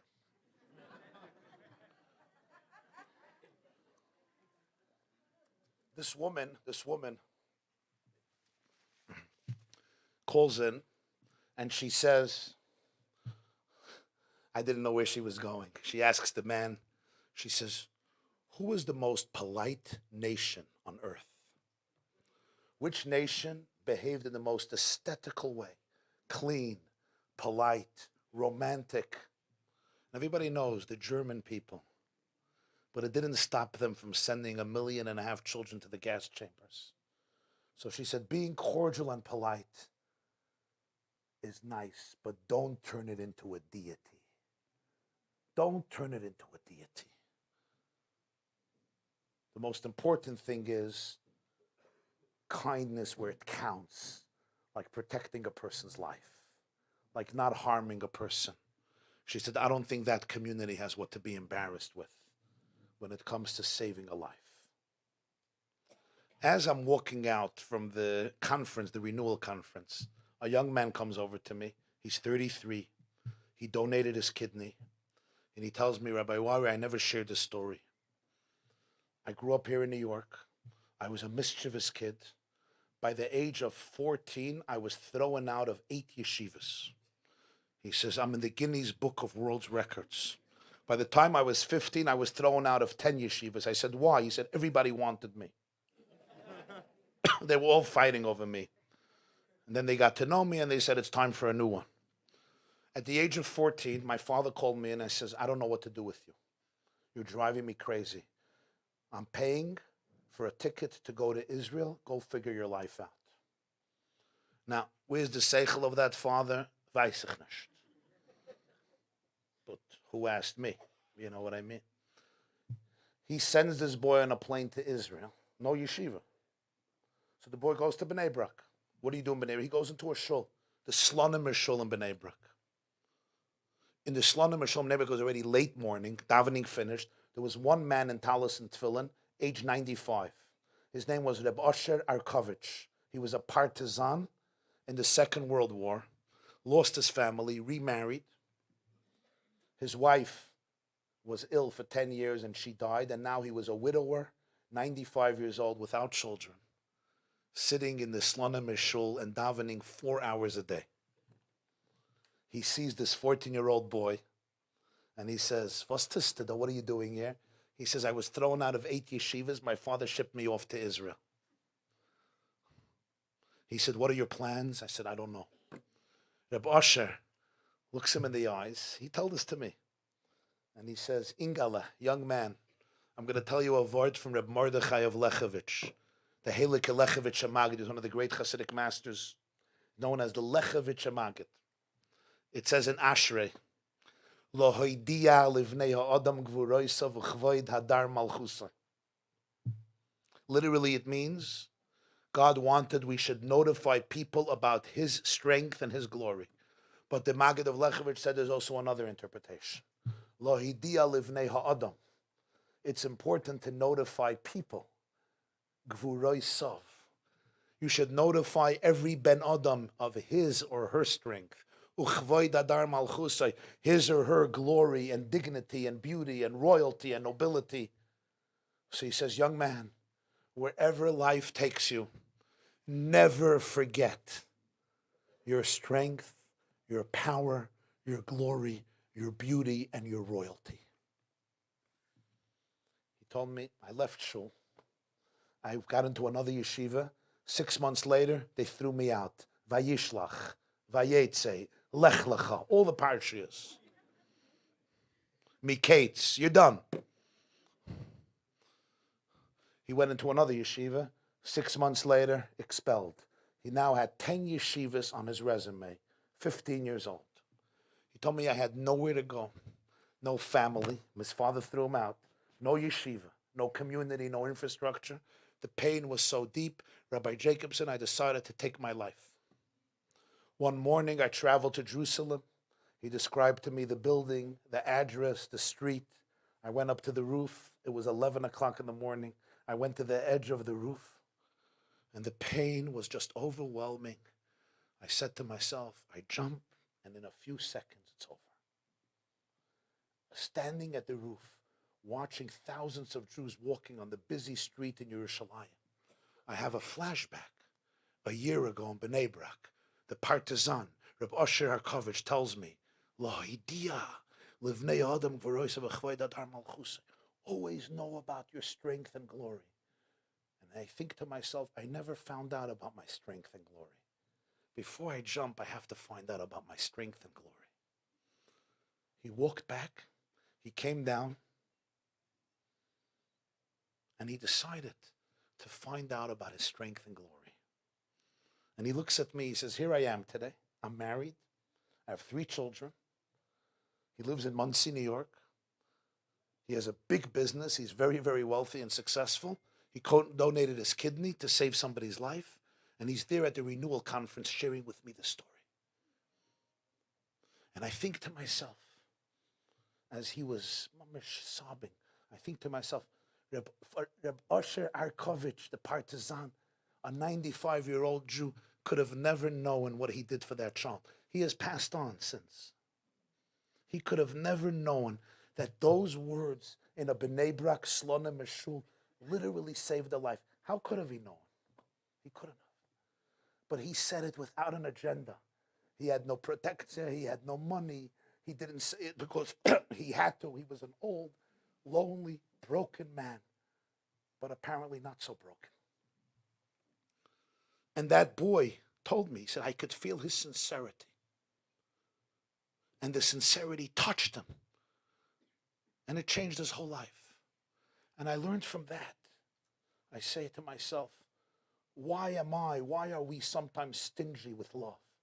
Why are we sometimes stingy with warmth? Why are we sometimes stingy with embracing people? We also have a mitzvah. Lo hidia livnei adam gvuroisa v'chvoid adar malchusa. Every person you meet, make sure that meeting does not end without you notifying them about their inner confidence, strength, power, nobility, dignity, divine royalty, and aristocracy. If it's through words, if it's through actions, if it's through thoughts, even if it's through body language, which is sometimes the most impactful, even if it's through your facial expressions.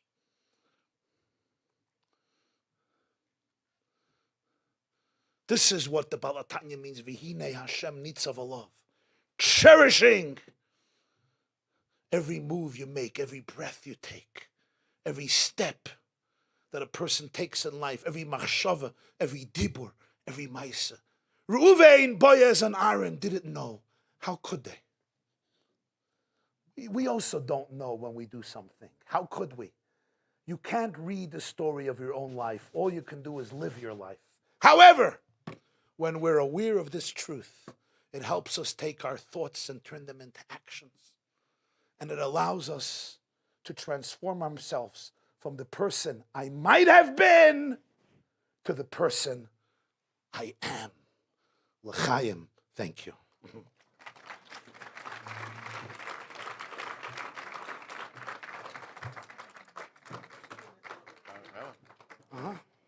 I don't know if it's okay, but it's okay if I give you should I give you a hug? You give me a hug? Why not? I just come on hugs. Here. What's your name? Oh. After a nigun, we will hear some divrei Torah from Rav YY and Rav Rikeach and all the Rabbonim that are with us. A special thank you for Rabbi Jacobson for being with us and inspiring us. Thank you very much.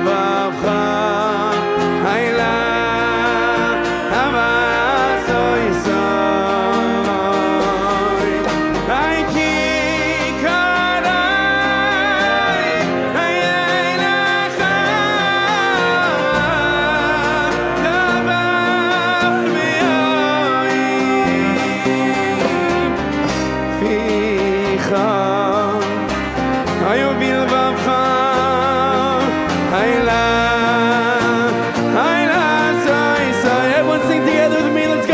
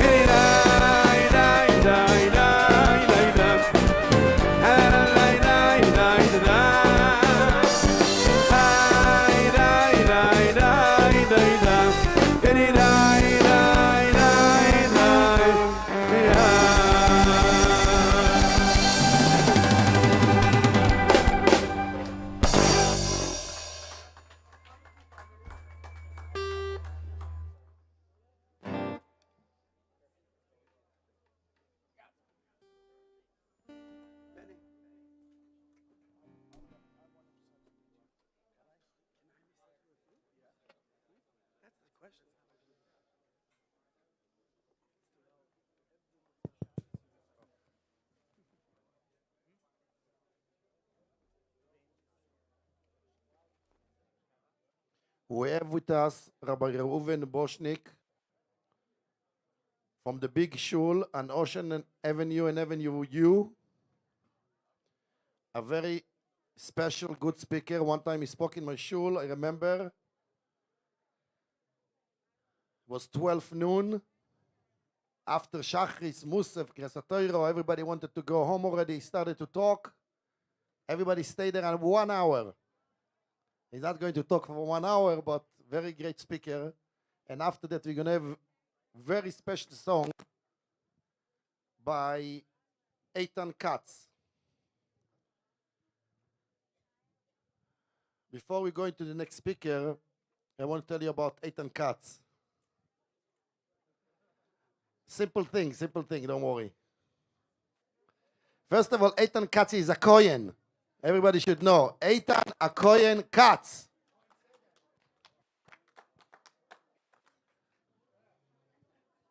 If I would know it, I would write it on the flyer.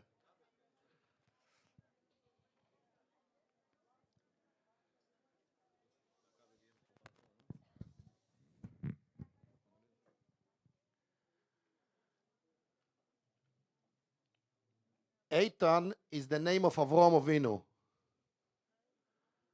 Why Avraham Avinu called Eitan? Because Eitan means strong. And Avraham Avinu, he started the new movement of Judaism against the entire world, against his father, against his family. So he needed to be very strong. Eison Oyo Avraham, the Rambam writes. So Eitan is our past, the beginning of us. In Dikduk, In Hebrew, in grammar, Eitan, may whoever learn Hebrew language, Eitan, it says, when you're learning, you have names for every rule. Eitan, it says, oisiois asidiois. Ason. Ason is the future. Because when you say in Hebrew, I will do, or we will do, or you will do, you use the letters Aleph, Yud, Tov, Nun, Ason, E'ese, Na'ase, Ya'ase, Ta'ase.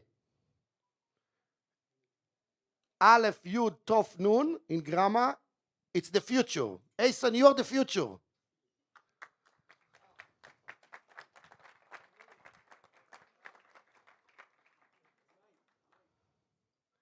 When you read in the Torah the word the future, what it means, you have Rosh Tevis, when you read, it says Lamed, Ayin, Lamed. What is Lamed, Ayin, Lamed? I'm trying to explain to people, it's very hard when I'm teaching a small class, 1-on-1, 2-on-2, 1-on-5. Leosid lovai. Leosid. We want to call the time of Moshiach, the Geulot, Chias HaMeisim. Beloshon HaTorah, they call it Leosid. The next one, the come, the future. So Ason is the future. Also, Ason has to do with Leosid Lovoi, with the Osid. So this is the biggest bracha we can give Ason. We should be able to sing when Moshiach coming, together with the big music that's going to be there, the whole dancing of the world. By Leosid, the future. Huh? I see Tanya, yeah, we can come to it. Right, yeah, good. He says, Ason is Oisias Tanya. The Sefer Tanya was printed at Yutis Kislev. This celebration we're doing at Yutis Kislev. The Tanya was printed with the name of the Baal Tanya, Bashgocha Potis.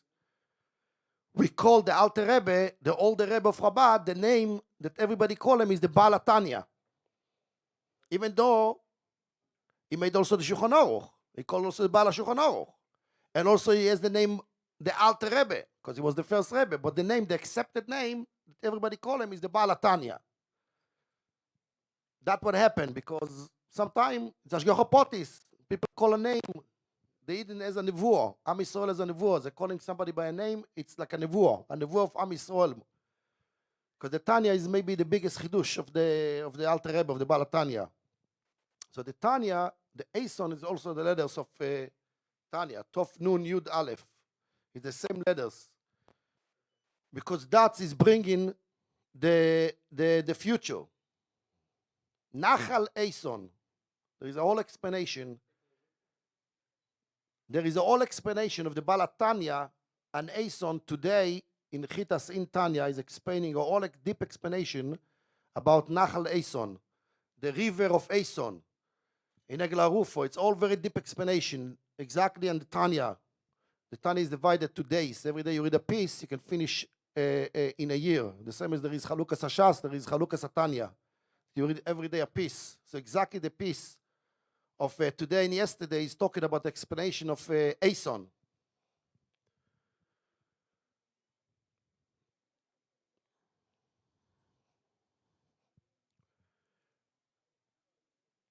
So the simcha that brings the person to be more strong in himself. That is megale the koyach of the nitzois, of the spark that every person has in himself, that he cannot ever put it away. This nitzois Ason that in him.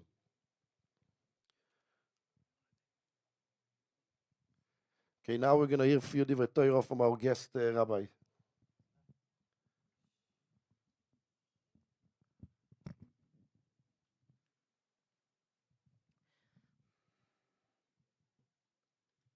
Thank you, Rabbi Hendel. It's a schus to share some.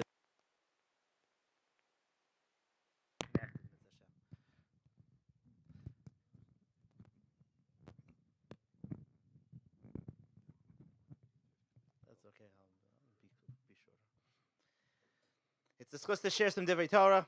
Tough act to follow in any which direction, whether it's Rabbi Eitan singing, Rabbi YY's divrei Torah.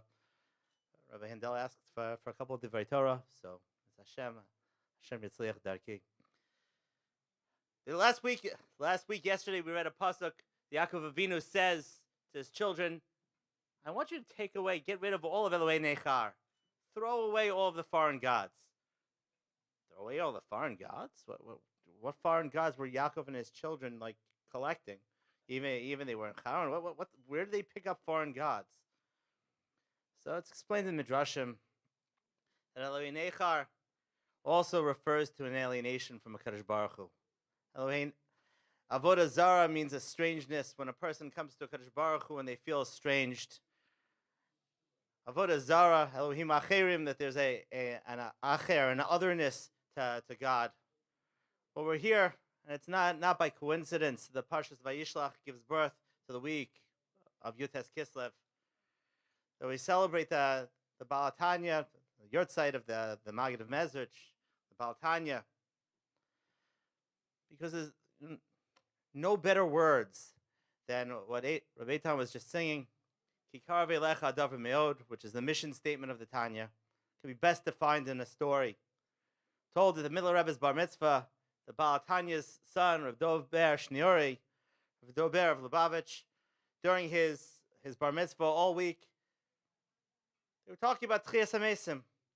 And through the week's discussion, the week's Farbregen, the week's get-togethers and discussions about Tchias HaMesim, all of a sudden somebody got up and said, the Rebbe, they meant the Baal Tanya, is Mechai Mesim now. Everybody looked at him. What are you saying? Mechai Mesim now? What do you mean? Because there's nothing as dead, as lifeless as a person's day-to-day. There's nothing that can be possibly as lifeless as the human mind. And the Rebbe has come to us with his teachings, with his Torah, with Chassidus, Sefer Tanya, to bring the dead back to life, to show that it's really, really not so far away. A gathering like this, a gathering where we get together, we feel a little bit more chiyus, a little bit more life, a little bit less estranged from the Rabonei Shalom, the Master of the world. And when we're a little less estranged from the Master of the world, we're less estranged from ourselves, less estranged from our families and friends, as Rabbi YY alluded to. Well, we can contact that point of chiyus, that point of life. We're Mechai Mesim now. We're Mechai Mesim now. And that, the tremendous chiddush of the Sefer Tanya, where he says, look, you can open the Sefer.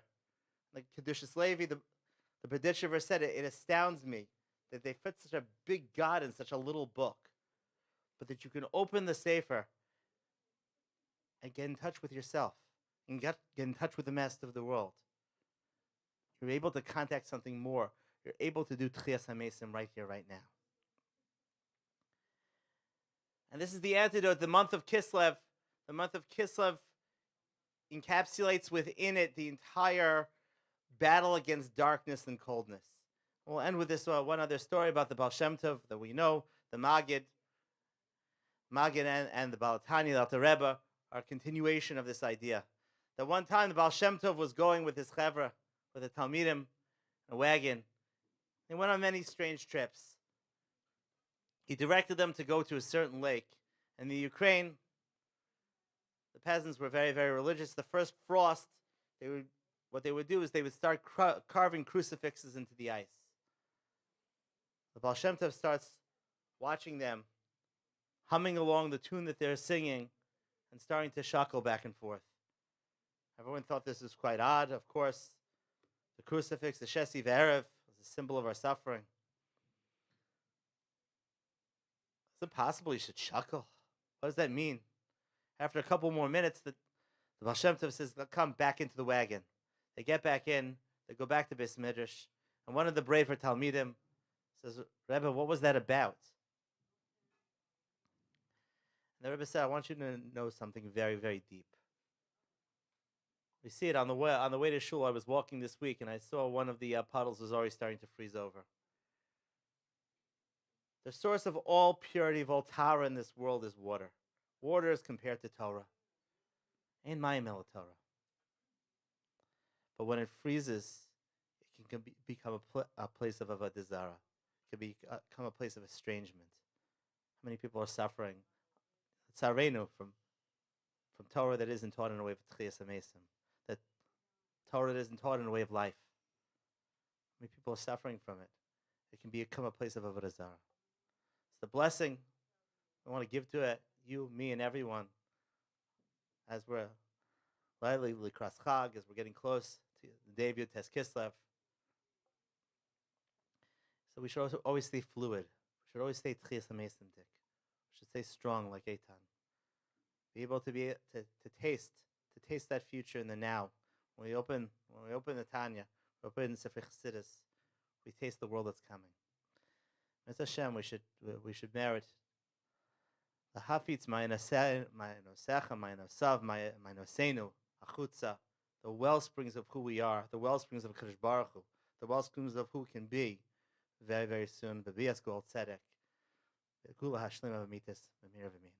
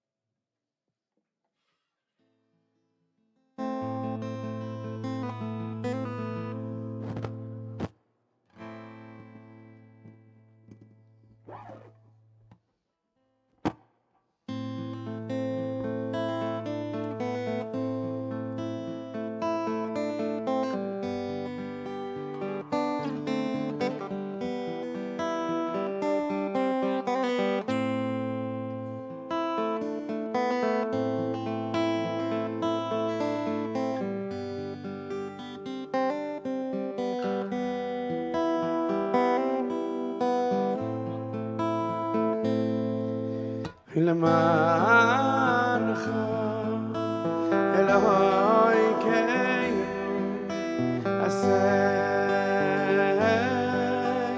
ולבואי לנו ונהיה עמידתנו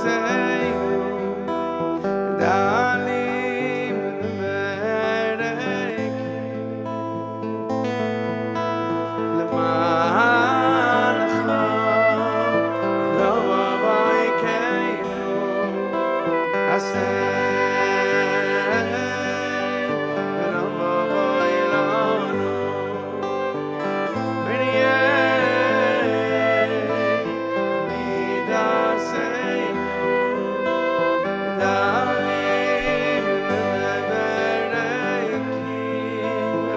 Join me.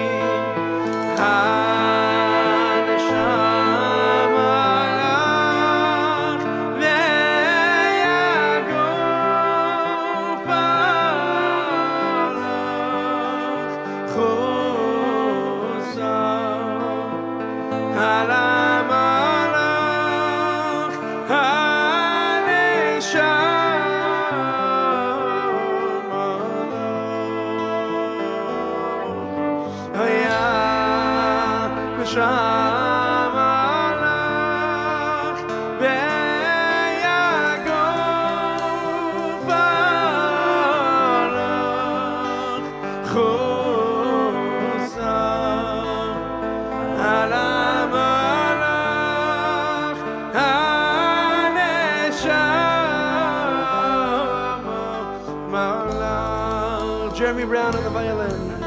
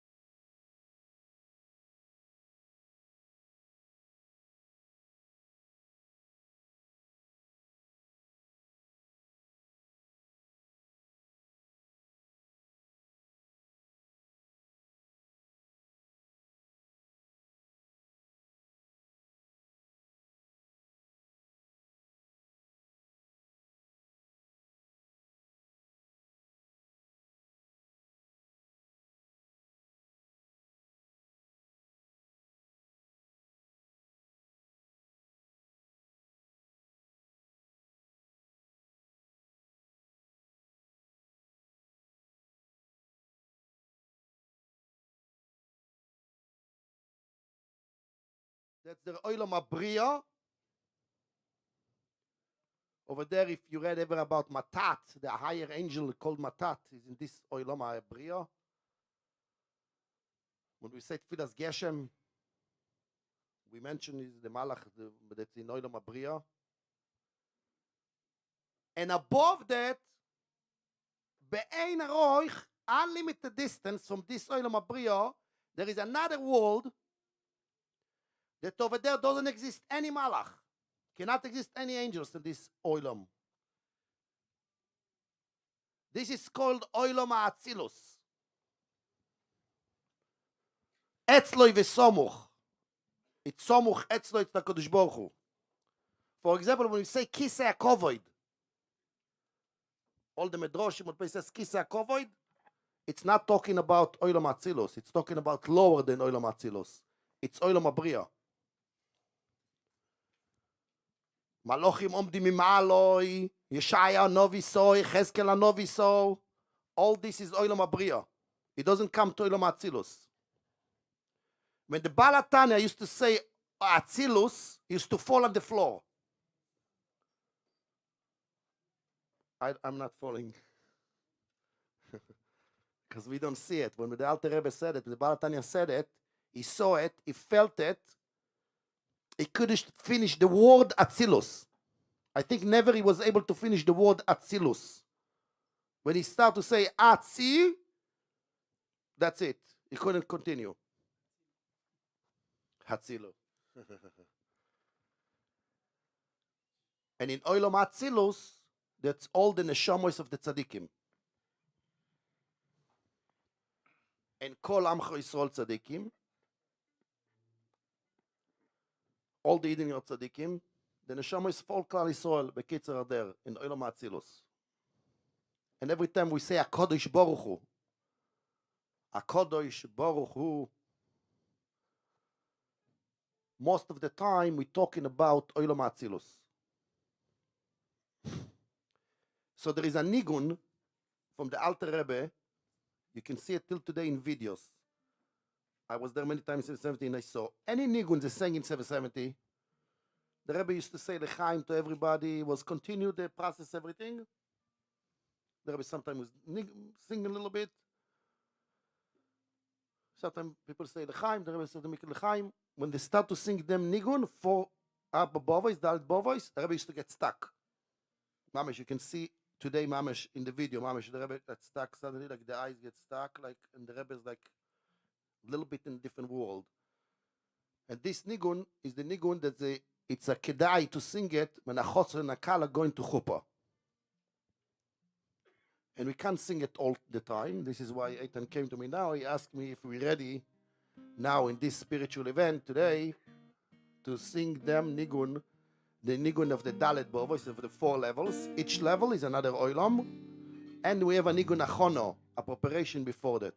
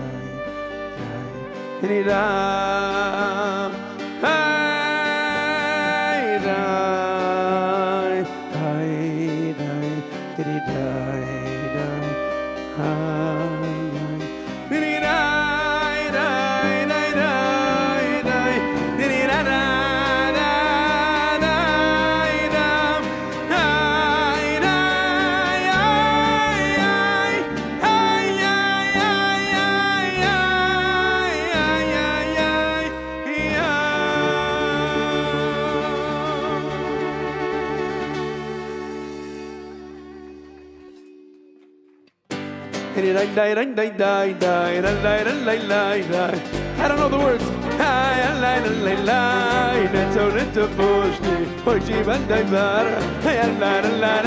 Let's go, everybody.